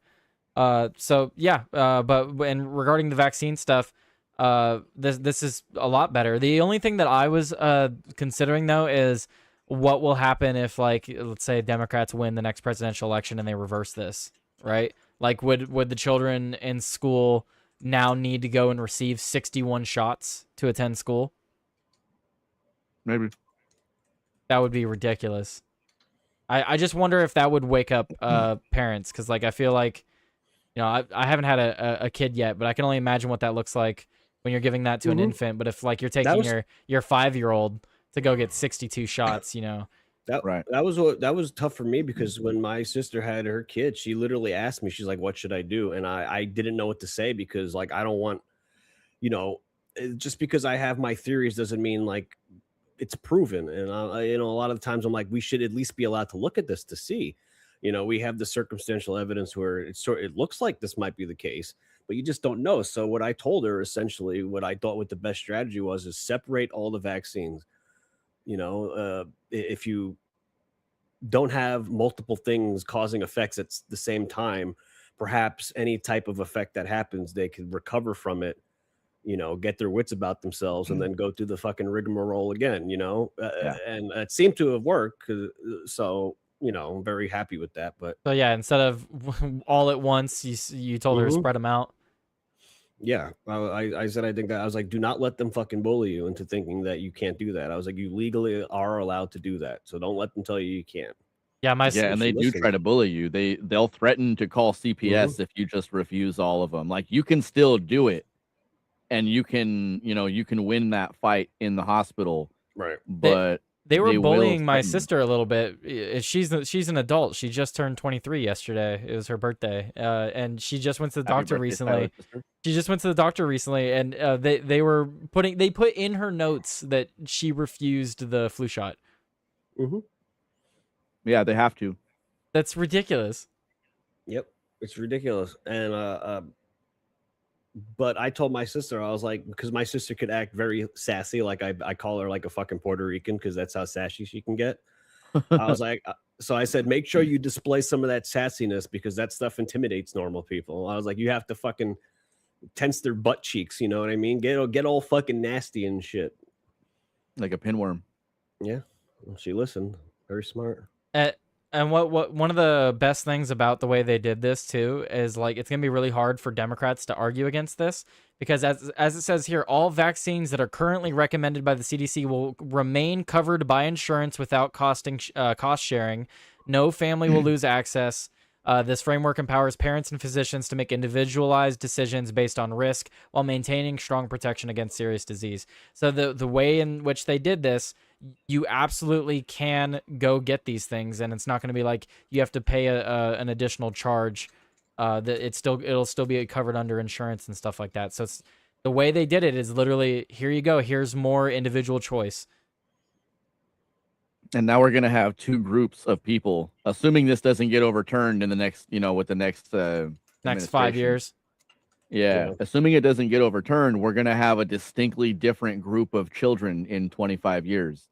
Ones who grew up where they got the bare minimum of what their parents didn't know how to fight to say no to, and ones where the parents were like, "You need to get every single one because little Johnny's gonna get sick."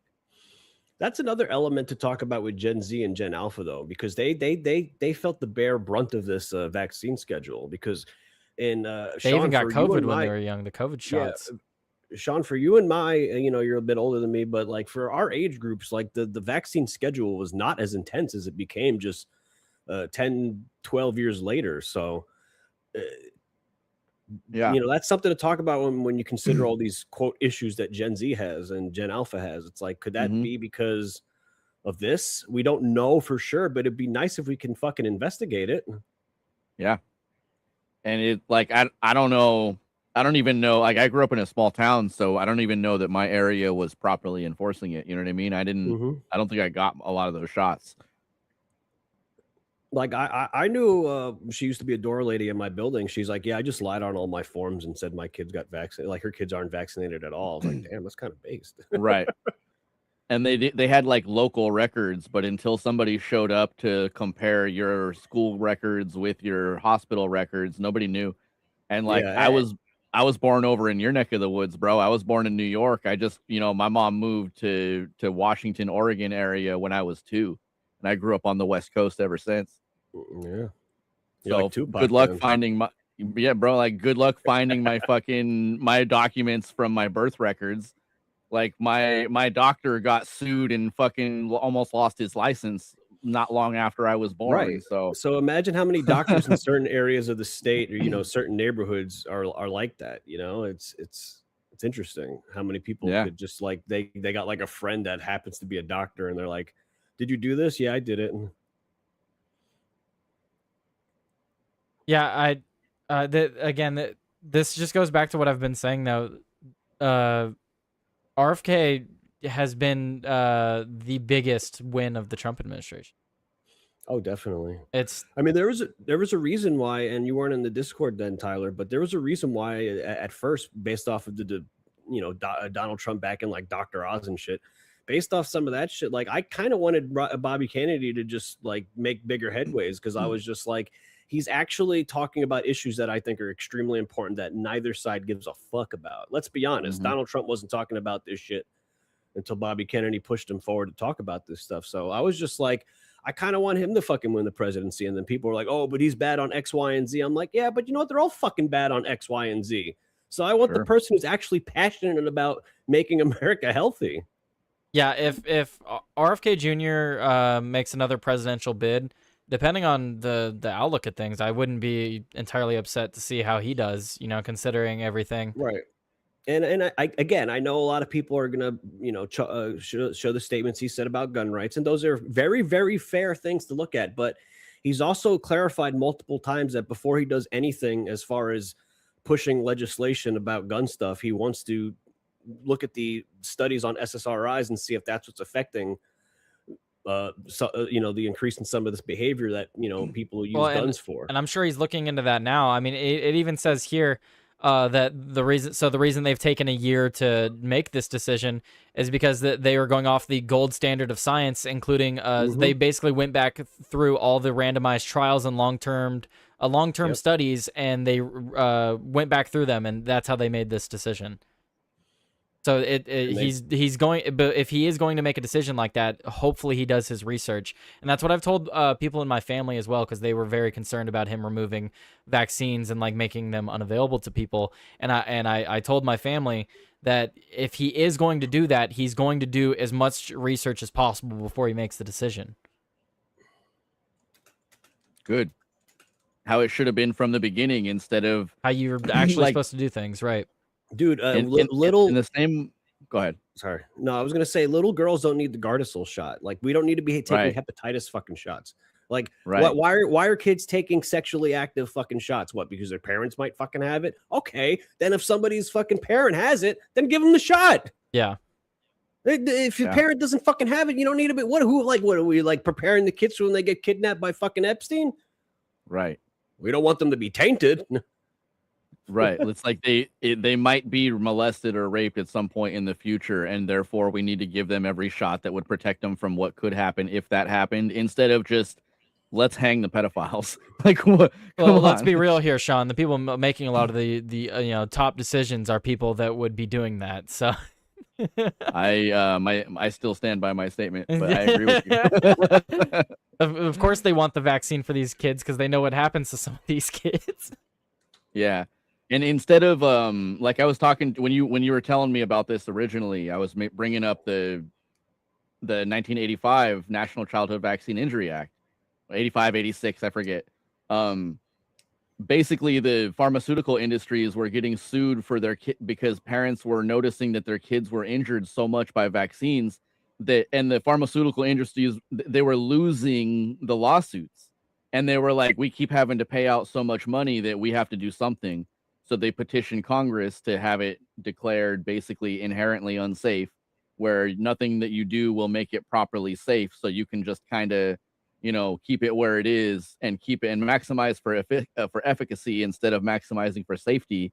And that's where this vaccine schedule comes from. So in the same way that the California and the New York constitutional carry stuff is like leading us back towards the Constitution, that's how I think about this one. This one's bringing us back one step closer to just dismantling the National Childhood Vaccine Injury Act and being like, this is your kids are fine. And this is why, like, when we talk about the disappointments in the Trump administration, yes, I'm disappointed in a lot of things, but this was still the absolute right decision to make. Agreed. 100%. Yeah, no. And that's even knowing that RFK said that Palestinians were the most pampered people in the world while they were having the fucking life bombed out of them. So like you got to give the man credit where it's due, and you can kind of guide him towards where you want him to be, Yeah, I mean, you have to recognize you're not always going to get everything you want, and you have to accept that. I've asked many people, what are the wins of this administration, and I definitely removing 61 vaccines from the child vaccine schedule I would take as a massive win from the administration so far. And I would love to rub it in that one Discord that we all don't frequent anymore, but because I kept telling people this shit, I kept telling them this shit in 2023. I said, I was like, this shit RFK's talking about is really fucking important, but no, everyone cared about the stolen election. I'm like, no, I care about not poisoning our fucking children, bro. Like the foods and the we still have 3 more years of RFK too. I can't wait to see what else he does. I know. And like this stuff is monumental. This is generationally important. People are just so reactive. They want the fucking immediate dopamine. They don't care about the fucking long-term plans. We can have both, gang. We can have both. So you're welcome on being right on RFK. Boom. Boom. RFK, love him. Great guy. Well, Tyler, you do a really good show here, and I would That's love to the come on only thing that sometime. would like get him to not be president. Yeah, it's this voice of mine. It Bro, really and is. The story behind that is crazy too. Like, I might put like details, but he basically says that he got infected with something that caused him to have that start in like the mid 90s or whatever. And he's like, they gave it to me with a shot. He suspects that a shot gave him that. So like this is full circle. Him like he means well, his family's been he's you know what I mean? He's the Kennedy family. Like his family's been attacked by the deep state. So and well, when I know that, Tyler, I really do. We should just do a whole interview like Tyler interviews Bobby Kennedy. I told Joey I'm going to Honestly- interview him. I should do the whole interview in that voice. Honestly, man, like, Joey, I just really want to. the voices. you on your success, Tyler. You should start doing AI cartoons and do voices, bro. Oh Just no. saying. Anyway, we can move on to one of the final stories because I know Joey wanted to start Nightcap, sooner. We're already past the time you wanted to start it, huh, Joey? Too bad. Sorry, no big deal. Nora couldn't get there until 10:30 anyway. So. Oh, so okay. Anyway, let's see. My start times are merely suggestions. Merely. Well, I feel like we're having a good conversations here. Most of the stories that I have now revolve around the Maduro stuff. Obviously, over the weekend, the United States invaded Venezuela and bombed a bunch of bases in the capital and kidnapped the president and his wife. It was a military operation, Tyler. It wasn't an invasion. Whatever fucking semantics you want to play there, buddy. It's the Right-wing it's the same sophistry thing. right there. Right-wing sophistry right there. Yeah. It wasn't an invasion. It was military operation. It's a military operation. Like, no, dude, you literally kidnapped a president. That's an act of war. But Yeah, like, bro. besides the point. I don't want to take the opinion seriously of people who don't realize this was a military operation, not an invasion. I want this to be in the segment as well, because I said it earlier, but like, politics aside, the operation was an incredible success. Oh, yeah. And it is one of the things that I love about America. Like, if they set their mind on something, they do get it done. It's just I wish that America would do that for the crime in this country. Right. Right, And like it literally reads like a Call of Duty special mission where you're not allowed to shoot Where any it's like, bullets. side You have- objective, you got- no killing anyone. Yeah, you got like 75 flashbangs, and you just got to run down this hallway and disable everybody and not shoot once and not let them shoot once. Like, It sounds it's- like the last it's mission. amazing. If it's Modern real. Warfare. Like, you must capture El Assad or whatever his name was. Yeah. These 3 Capture him helicopters alive. But regardless, it's a military action within the sovereign borders of some other nation. Mhm. That's an act of war. I don't care how you cut it up. If And then Yeah, I do. if We're Venezuela playing on decided screen right to- now. We're playing on screen right now. Him being flown past the Statue of Liberty. oh god, propaganda optics. What did they whisper in Complete his fucking ear when they? propaganda. I'm saying, Yeah, when they flew past that and they had him look at it, what did they whisper into his ear? Welcome home. While clutching his fresh water bottle in. they got to give him the upgraded script after he gets acquitted by a liberal judge. Yeah, That's here, what you gotta yeah. do. let's see. That's gonna be egg on his face when that happens. I have a ton of articles up about the whole It's situation. gonna be like Call of Duty. At the you're gonna capture him, and Maduro's gonna confidently stand and slightly turn at the U.S. soldiers and be like, "You silly." I love this though. We Like, he hate your got freedoms. he got captured like not even 48 hours ago, and I know. and he's already in court pleading not guilty. Captured Venezuelan dictator Maduro pleads not guilty before judge, then cuts him off during his outburst. His wife Celia Flores also arrested in the American operation. Both appeared in federal court Monday. Nicolas Maduro, the dethroned Venezuelan dictator, indicted on major drug trafficking and weapons charges in the United States, arrived in federal court in New York at noon Monday for his arraignment, days after American forces captured him in his own presidential palace. You were talking about this on your show, Joey. One of the charges that they have levied against Maduro is possession of machine guns. Yeah. Ridiculous. Fucking You see internet- ridiculous. What is international law? Is that All the fucking drug contradictory crimes to the weren't enough. Constitution, too? You had to tack on the machine gun crime. Like, Maybe fucking when he was ridiculous. in the helicopter right after he passed over into American territory, Here, he hold grabbed this. the machine gun in the helicopter. Yeah, exactly. They're like, "You want to grab this, bro? It's not loaded." And then they take a picture and they charge him with having a machine gun. that's hilarious. It's Because if fucking he's in crazy. Venezuela and he's got one, he's the president of the fucking country. He's allowed to have a machine gun over there. It just goes to show that the U.S. government, if they really want to charge somebody, show me the man, I'll show you the crime. Yeah, It's nice to know that Maduro's constitutional rights to a speedy trial really, they he has really the gave him a fucking constitutional right to a speedy trial, but he does not have the Yeah. constitutional Second Amendment. Yeah, Right. no, but those January 6ers had to wait 2-3 years before they got their speedy trial. Well, this fucking guy gets it in less than 48 hours. Very crazy how that works. Minutes into the proceeding, the judge had to cut him off when he attempted to keep speaking after entering a not guilty plea. I am innocent. I am not guilty. I am a decent man. I am still president of my country, Maduro told the court as the judge cut him off. On his way out of the courtroom, a protester said something to him in Spanish, prompting a reply in the same language, claiming he is a kidnapped president. I mean, he is, but like, bro. if you're causing drugs and cartel members and trafficking into our country, we have some sort of right to go and do something about it. I don't know if this was the right answer. But It gets fuzzy, bro, because like this is why it's so important to not let your government slide this far. yeah, Because the reality is we would go attack anybody who also went and took him. If any other nation in the world said, hey, Yep. somebody came into our place and kidnapped our president, we need your help, Mr. United States, we would go help them. But we're doing it now.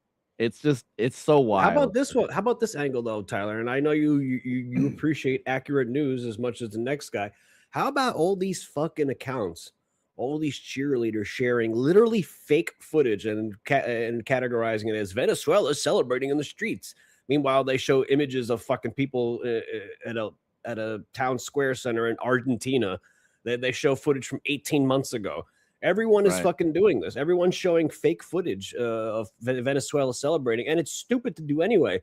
Because if Donald Trump got kidnapped by the Chinese government, we would there'd see a be lot fucking of Democrats in celebrating. the streets dancing, bro. They'd be doing that gay Irish dance in the streets. Yeah, you know what I'm saying? and then we would have, you know, Russians and Chinese outlets posting stuff like, "Look, Americans celebrate capture of president." Yeah, exactly. Yeah, So like all that, exactly. like it's really I you know what, I kind of have an appreciation when things happen like this because it really is this is the best IQ test. This is the best IQ test. You could see, look and at you all have these fucking, look it's at all funny these silly 'cause you have creators. two different versions of people. No, like you have two. We might be about to say the same This thing. is You have terrible. like two different types of people that have completely flip flopped their scene. Where you had people saying no kings, that are now saying leave that narco dictator terrorist, leave him alone, and then you have people that were saying Russia has no right to go into Ukraine and take its own territory back from people in a group in a region largely where they voted saying that they wanted to be considered Russians that speak Russian and not Ukrainian. And then while you're saying don't, like, he's not allowed to do that, you're saying Trump is allowed to go and take out this other. It's Yeah, and did you see the Nate amount of people Rothschild that make sense congratulated is Donald Trump dropping. on his successful operation? That's always a I good think I person to did have. see Thank you. that. That's hilarious. It's And then always good Trump when you have posted go ahead. that family backing you up. Yeah. Trump posted right like the next morning. He said something like I can't believe we left Iraq without taking the oil. Like, bro, you just admitted that you did this for the oil in a lot of ways. I love it though. You got these fucking content creators, man. They're just sitting there and they're cheerleading this shit. These same people like Matt Walsh is out here like, I consider myself one of the most staunch interventionalists there is. But when you get a chance to X, Y, and Z, and then you have all the people who are like, well, if you take out our commie dictator, then it's okay to do. And it's just like, Yeah, but then you say shit like that and they create the chance. Like when you have a chance to do this, yeah, then they create the chance because you gave them an out. That's the Hegelian dialectic in action. Yes, that's something I should just put on the shirt where the variables change, but the methods remain the same. Like the figures in, the figures that like the partake in the Game of Thrones change, and they all use the same fucking tactics. They say commie bad, so if we have this supposed commie figurehead, then we can do the thing that we want to do because it's okay to do because commie bad. It's literally the same thing. It's the same type of thinking as like, okay to punch a Nazi or whatever. Like that's how the left has been able to get away with so much stuff is because they say that and you go, yeah, I guess you should punch a Nazi, and then they start calling anybody a fucking Nazi. So now they got to dictate who they can punch. Yeah. It's a crazy story. I've had arguments with people. I've had fucking arguments with people. They're like, oh, well, he was illegitimately elected anyway. I was like, you don't know that. You do not know that. Just because the exit poll, some exit poll from Venezuela said one thing does not mean unequivocally that we can prove that this election was stolen. That doesn't give us the right to go into a sovereign nation. Well, and we did this because we know take it over. We only did this because we know Venezuela is not going to attack back. Yeah. As if we have elections that are like the model citizens in the election world in the first place, Yeah, like we don't routinely fuck with our elections. Oh, yeah. Joey, how does it feel to know that Maduro, what if the Venezuelan military invades New York to come and reclaim Maduro in Brooklyn? I hope so. Yeah, them fucking dudes in Brooklyn be shooting back at them probably. Yeah, Dude, they would. wouldn't have to worry about the military. You know- See, that's the scary thing about invading the United States, though, is it's not the military you have to worry about; it's the fucking citizens. Let me tell you what would happen Uh-huh. if they went to a bad neighborhood in Brooklyn. The low IQ bad neighborhood of Brooklyn, they would think that the American troops are like coming for them, and they would start shooting back. They wouldn't even realize that it's not the American army. Them troops is coming down. But see, that's why it's really hilarious. hard to. That's one of the biggest reasons, besides the terrain of the United States. Even in places like California, an invading force wouldn't have to just worry about the nation's military; it would have to worry about the nation's citizenry. Mm-hmm. That's one Yeah, of the there's other major entire- points of the Second Amendment. There's entire viral videos of like people from different countries reacting to that video that explains why nobody has ever or nobody would ever successfully invade the United States. We have more weapons than entire nations have weapons in their military. Yeah. Like Just the It- state of Texas, the amount of people that currently own hunting licenses would create the fourth largest army in the world. yeah, bro. And that's just the ones that people know about. Like when I was a kid, That's why I said my hunting neighbor, licenses. like Not everyone uses one, Right. and not everyone that owns a gun has a hunting license. So yeah, bro. When I was a kid, this dude that lived like kitty corner to me, right? His dad used to drive around with an AK loaded in his trunk, like not even in a bag, nothing, just literally like bouncing around as he's driving. But you know, we're militarily armed well, in and this nation. so to what Joey was talking about, because one of the things people are using to defend the capture of Maduro is that he was illegitimately elected, right, Joey? One of the talking points right now is that it's okay that they went and did this, and that there's no double standard because or that there is a double standard from the Democrats, because apparently the Biden administration had put the original $25 million bounty on Maduro. Wait, so we just paid ourselves to go assassinate him? Is that what you're yeah, telling me? so Trump That upped was a it to joke 50. Trump made. Yeah. Trump upped it to 50, and now he's gone and gotten he captured him. So does Trump get the 50? Trump made a joke about that at the press conference. He's like, Do I "I guess we get the give it to reward?" ourselves. That's hilarious. You let the banks do more." But I don't know if the left hand pays the right hand. I don't know if that's a 1-to-1 comparison though. Like, look, guys, it's fine. Democrats would have done the same. They put this reward. We actually went and invaded the country. It's the same. Well, he did it's just not the s- approve, or they were just talking about approving the letters of marque and the piracy, basically allowing American citizens to go enforce anti-piracy actions. So maybe the operatives that went flashbang heavy and ran through the hallways get that 50 million. He did say it was a law enforcement thing and not a military thing, right? It's wild, man. the same thing at this point. I know. What an but- era to be alive. Yeah, but I guess I'd say the one difference is the Democrats would drag their feet and fucking do everything like through some sort of like, I don't know, like they wouldn't straight up just go up there and kidnap him. They would do like the nation building thing where they're doing this half-ass pansy bullshit. Oh, like Whereas the story Trump I is have just like, pulled up, "Let's just get Joey, it where done." Trump says the U.S. must restore law and order to Venezuela before the elections. So the the United States is now responsible for holding. So we oust a president by literally kidnapping him and his wife, and then not only that, we now decide, hey guys, we're going to control the next election for your country. Listen, look, Tyler, Republicans, listen, we're different than the left, bro. We would never do that. All right. Donald Trump is just going to go in there and kidnap him, and nothing is going to happen anymore. 3 hours later. Yeah. Now defend that one, gang. Well, he deserved it. He's a commie. Well, because we've Okay. talked about this in terms of removing the cartels. All you do by removing the cartels is create a power vacuum that has to be filled by something that could be the same, could be worse, could be not as bad. No, you don't know what it it's gets gonna be filled okay. by. It's going to be all right. They're a more Christian nation than the Middle East. That means it's going to work.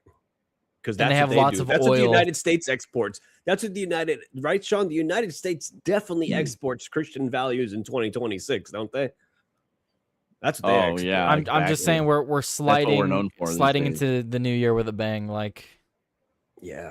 But we really support Christian values. Like the United States totally isn't going to have like It's very drag Christian queen to story flashbang time people, there. They're Joey. going to have churches and stuff. You know, that's what they're going to do. Very Christian to flashbang you also people. got to keep in mind, like, this is the new version of Mostly Peaceful, right? We launch a bunch of missiles at mostly you, and we peaceful have kidnapping. helicopters. Yeah, bro. We launch a bunch of missiles at Kidnapping. you. We launch It's- missiles at you, and we have helicopters with machine guns firing at your army, but we didn't fire a single shot. Listen, folks, What? it was such a Wait, peaceful wait. kidnapping. It was almost consensual, folks. Joey, wait, you'll find this Almost. line interesting. President Trump said that Venezuela must be restored to law and order and economic discipline before any talk of elections. You were talking about Well, on your show that they don't have. They don't have a Rothschild central bank. They have a public bank, as that's how it should be. If you're gonna have a central bank, it needs to be public, because then there's no interest to the institution. So it's interesting a that they big would part of our debt. mention economic discipline as a prerequisite before a new election. Right as a Rothschild thanks him on Twitter. Good job, Donald. Let me see if I can find that. Good job, Donald. You did good. You did good. Yeah, I think the like in terms of America, like fuck yeah, let's go America. But at this, I'm still not. I'm not convinced it was It the is right thing nice. to do. Well, you're trying to point out, like, it is kind of nice that other nations recognize how effectively your How military powerful we act. can be if we really put our mind to something. Right. Keep that fresh in their brain before they decide to do anything to us, you know? That's a good I agree with you about that. I definitely am not convinced that we should have done this. Wow, And Joey wasn't joking. I wasn't joking. I really am like noticing the Shapiro effect. Like, Matt Walsh was talking about what is a woman and am I racist a couple years ago, and now he's like shifted from anti-interventionist to look how awesome we are for invading and kidnapping a president, like you're This saying, is an Joey. element to talk about here, though, Tyler. If you look underneath here, you're still dumpling ask Grok. Does Venezuela have a Rothschild central bank? So this is an important thing, as me and Sean are essentially talking about on our watch along series. Every time someone opposes whatever it is, a gold standard or some sort of fiat, if it's not done based off fractional reserve central banking, people just end up displaced. They're dead. So or now raped knowing, with a butcher knife like Gaddafi. yeah, knowing this information, it makes me wonder, like, about the whole Maduro thing. Like, is the whole stealing the election a CIA plot? Look at the weaselness of this. No countries have central banks owned or controlled by the Rothschild family. Oh, okay. Their firms, like Rothschild and Co., are private investment banks operating in about 40 to 50 countries, mainly in Europe. Yeah, okay. Completely yeah. different. It's funny Joey. how it weasels around admitting it, but also gives you more information than you had in the first place. So it's like, I can't say almost like- yes, but here you go. Keep digging. It's like not Yeah. necessarily, but you're right. They're like, well, actually, Well, actually, you're right, Exactly. but for different reasons. you're right, but we can't prove you're right. So, Absurd. I don't know where this is gonna go. This is definitely a little bit of an unexpected turn. This is one of the outcomes that I had considered, that we just go in there and we kidnap the president. But I didn't actually think he would do it. Actually, That's So hilarious. I mean, it is hilarious, but it's also like, what now? Like, are we literally gonna take control of Venezuela and make sure they have a legit election? Well, The the only- person that is about to be the president there is a Zionist woman who apparently the only reason that Trump didn't support her in the election is because she won the she won the Nobel Prize instead of him, and she didn't reject it and say give it to him instead, and that's why he didn't support her. But now he's gonna go arrest the guy and put her in anyway. Like, and Joey, you were talking about the other countries that are being named next, right? There's a couple of them that have kind of been pointed at. Cuba. They dropped Cuba. I think Colombia was the other one. I'm not sure, but the guy's last name is Petro, which is actually fucking. But so Hilarious. we didn't have any casualties on our side from this, thankfully. But some people were. This is a quote from Trump. Some people were wounded. The helicopter pilots got wounded. A couple of them were actually hit. They kept the chopper flying. I mean, they were bleeding pretty badly, and they were very brave. So no one died, but there were some of our soldiers that got hit during this. No one died on our side. No I one died on assume our people died side. on their side. The estimates have been in between 50 and 100. And that's like the guards that were at their post when the helicopters flew over, pretty much. Yeah, I have an article right here from ABC News. What the U.S. targeted in Venezuela. We targeted communication depots and missile systems. Yeah, that was the missiles, I'm sure, but the machine gun fire had to be like the guards that were shooting at them. Probably, yeah. I mean, the pilots had to have gotten hit somewhere, right? Yeah. Yeah, like that picture right there with all the fire and smoke in it. That's for sure the missiles. Like you can see the trails of where the missiles were flying before. Hmm. Yeah. I'm scrolling through here. Here's a few more pictures. It's just of things that are on fire after they were hit.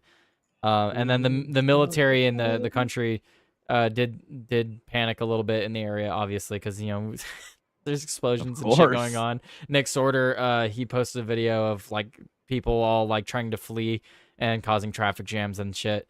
Nick sort of cares. Nick Sorter did post a few videos that I think he did delete because he probably found out they were fake or something, so I couldn't find those because I was going to show one of like a helicopter, but I think he removed it. There was some videos going around on Twitter. I'm not sure if they're still there, but you could watch the missiles fly. Yeah. Like four I had seen them, but I at the couldn't same find them time. for the stream. Let me see if I can dig it up while you're still talking. But yeah, so I mean, what happens now? Are we literally we're gonna charge him in New York? Let's say he gets convicted. What then? He just spends the rest of his life in a federal prison? What is the point of charging him in New York? Are they looking for the Democrats to like acquit him so they could use it as like a fucking thing to campaign? I think on? it's just a power move on Mom Donnie because Mom Donnie told him he didn't want it. I think that's all it is, literally. Well, he's flexing his Trump's. I mean, it's actually funny that people got upset with Because he like, could have that taken South him to Park Florida. episode. Florida would have been closer. Right. It's funny that people do get upset with the South Park thing, but Trump kind of is acting like a Middle Eastern dictator. Like he's flexing his fucking muscles. That's what they do. That's the only language they know. Yeah. Muscle flexing. That's what he's doing. And it is what it is. It's annoying that he's doing the bidding of the deep state, basically, but he still is getting some things done, and that's still a good thing. And it's kind of what we were talking about earlier, where we're like, we can't go from take 84 vaccines to take 0 vaccines. Like, it's good that we're getting some progression in the other direction. I just wish it was on more tangible things instead of things that will just immediately be changed once a Democrat gets in office. Yeah, like, I guess there's incrementalism in this too, right, Joey? Instead of our government going for an endless war or forever war, they just opted for a quick regime change instead. We're getting better. We're getting better at these things. Yeah, we're getting more efficient at this stuff that we shouldn't be doing. Yeah, we're getting more efficient. They're getting better. These conflicts are not lasting as long, but they're still doing shit. Yeah, it's crazy. I found one of the clips. I sent it to you on Discord. Yeah, and then I right found here. another clip. It turns out that the military, Oh my God. after we left, You didn't bro. play Yeah, that? that's what I'm saying. No, Sean, After we what the left- fuck, dude? You didn't What? play it with the audio. What do you mean? Play that clip you just sent me, but play the audio. Oh, I don't know. I didn't play it with the audio at all. I know didn't that's even... I did, and holy fuck, my ears, dude. Oh, It I don't was know. I was literally reading the nothing but caption, like though. porno moaning. Oh, are you serious? That's hilarious. Fucking keep that shit muted, bro. That's It is hilarious. now, but it definitely played on stream.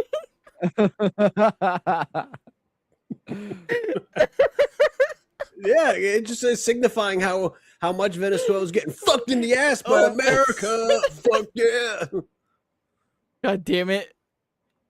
Well, that threw me off a little Wow. bit. Did you They're hear just screaming, bro. That's hilarious. Yeah, no, but that Fuck Oh, yeah. fuck. that's hilarious. I figured it was gonna be in Spanish, but no, I definitely did not have the audio going. Yeah, My you bad, definitely bro. didn't I'll be expect more that. careful next time. Well, those Hispanics multiply like rats, so maybe they were getting fucked during this bombing. They were just looking at the day, honey. Look at that scenery, isn't that hot?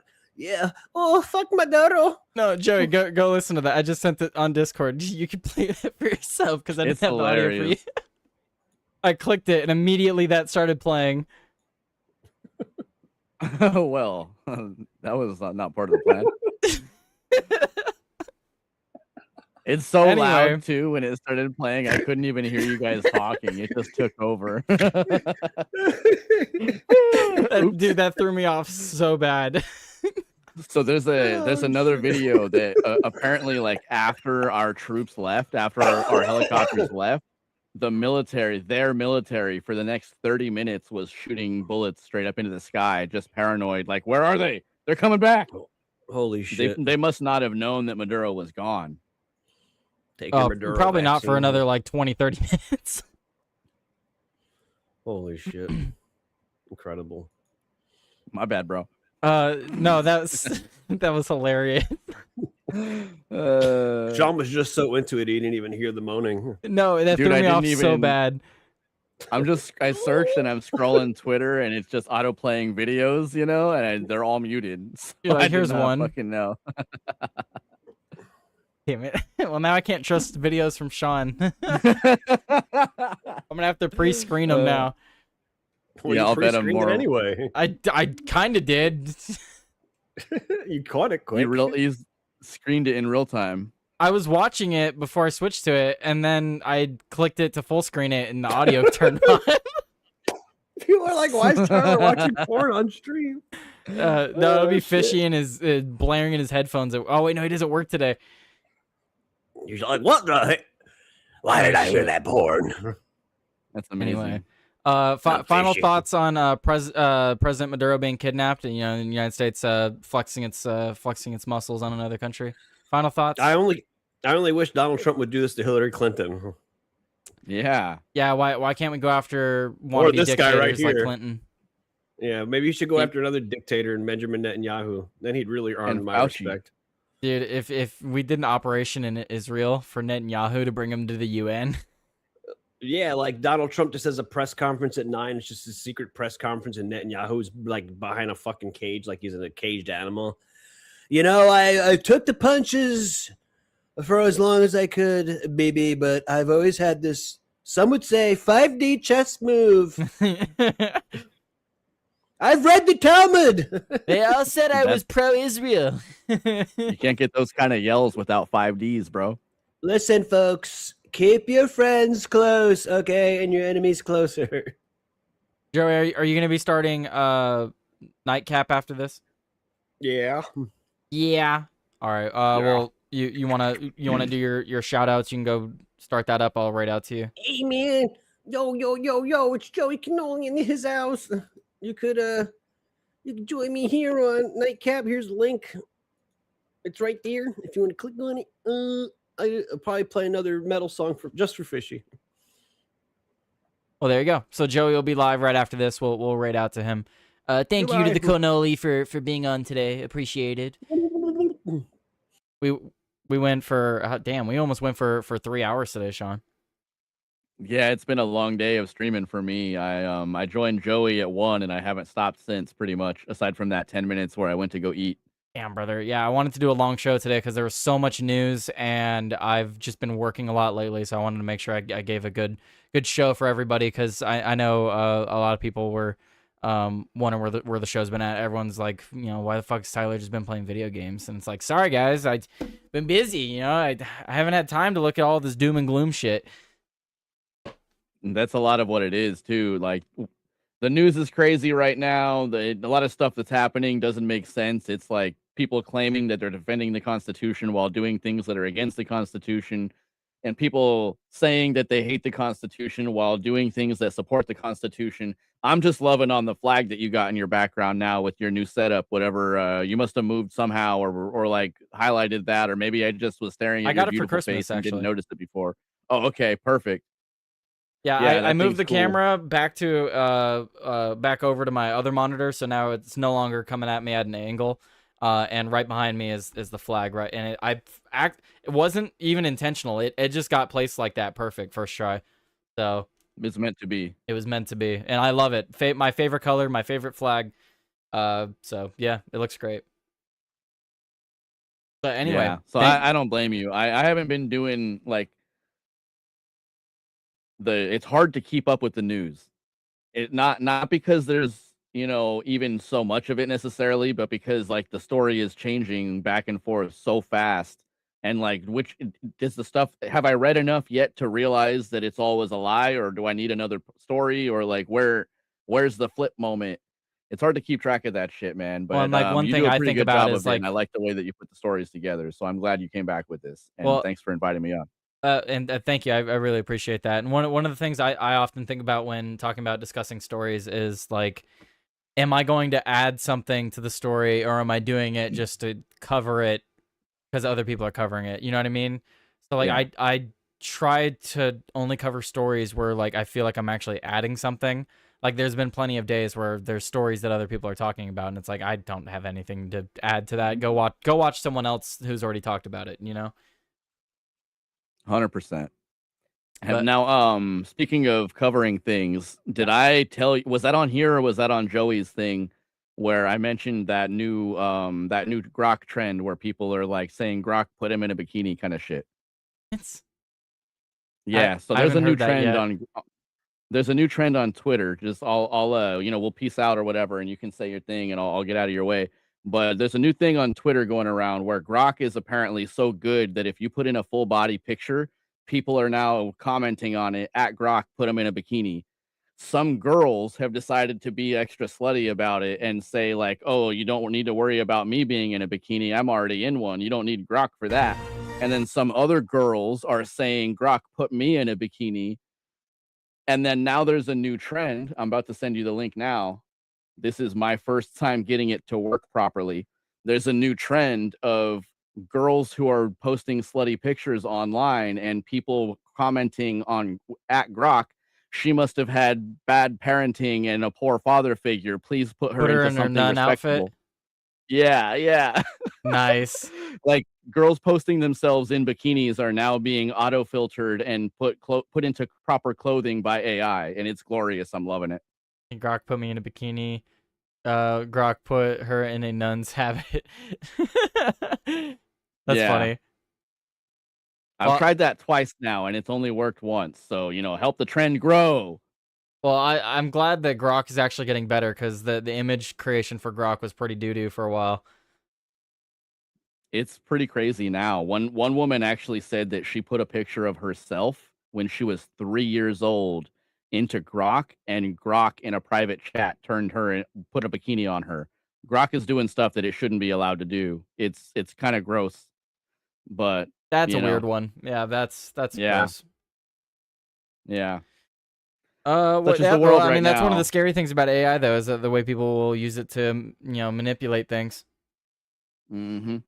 But anyway, Officially, they came Joey, out and said that anybody who does that and does anything illegal with Grok will be prosecuted. Just throwing that in the air.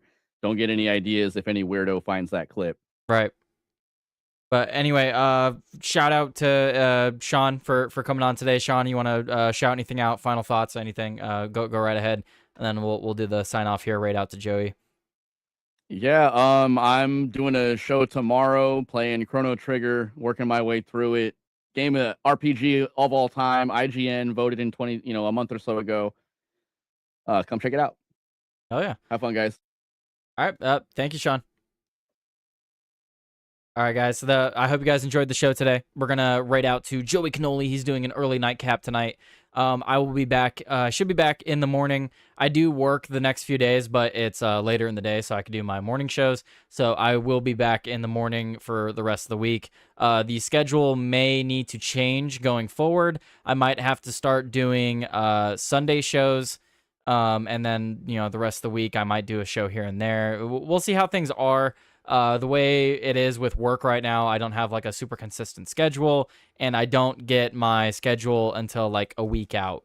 So it's a little hard to make plans for things at the moment, but I'm trying to work on things because I do want to continue to do this while I work. I still want it to be an outlet for me to talk about news and stuff like that. So I'm trying to find a schedule that works for work, for this, and hanging out with friends and family. So I will keep you guys posted on that. But anyway, thanks for hanging out. Hit that like button, hit that follow, subscribe, all that great stuff. And go over to Joey's stream. Go hang out with Joey of Knoll and go see what he's doing. He's playing some music right now, and he'll be talking about some stuff and things here pretty soon. And I hope you guys enjoyed the show. Later. Peace out. Goodbye. Have a good one.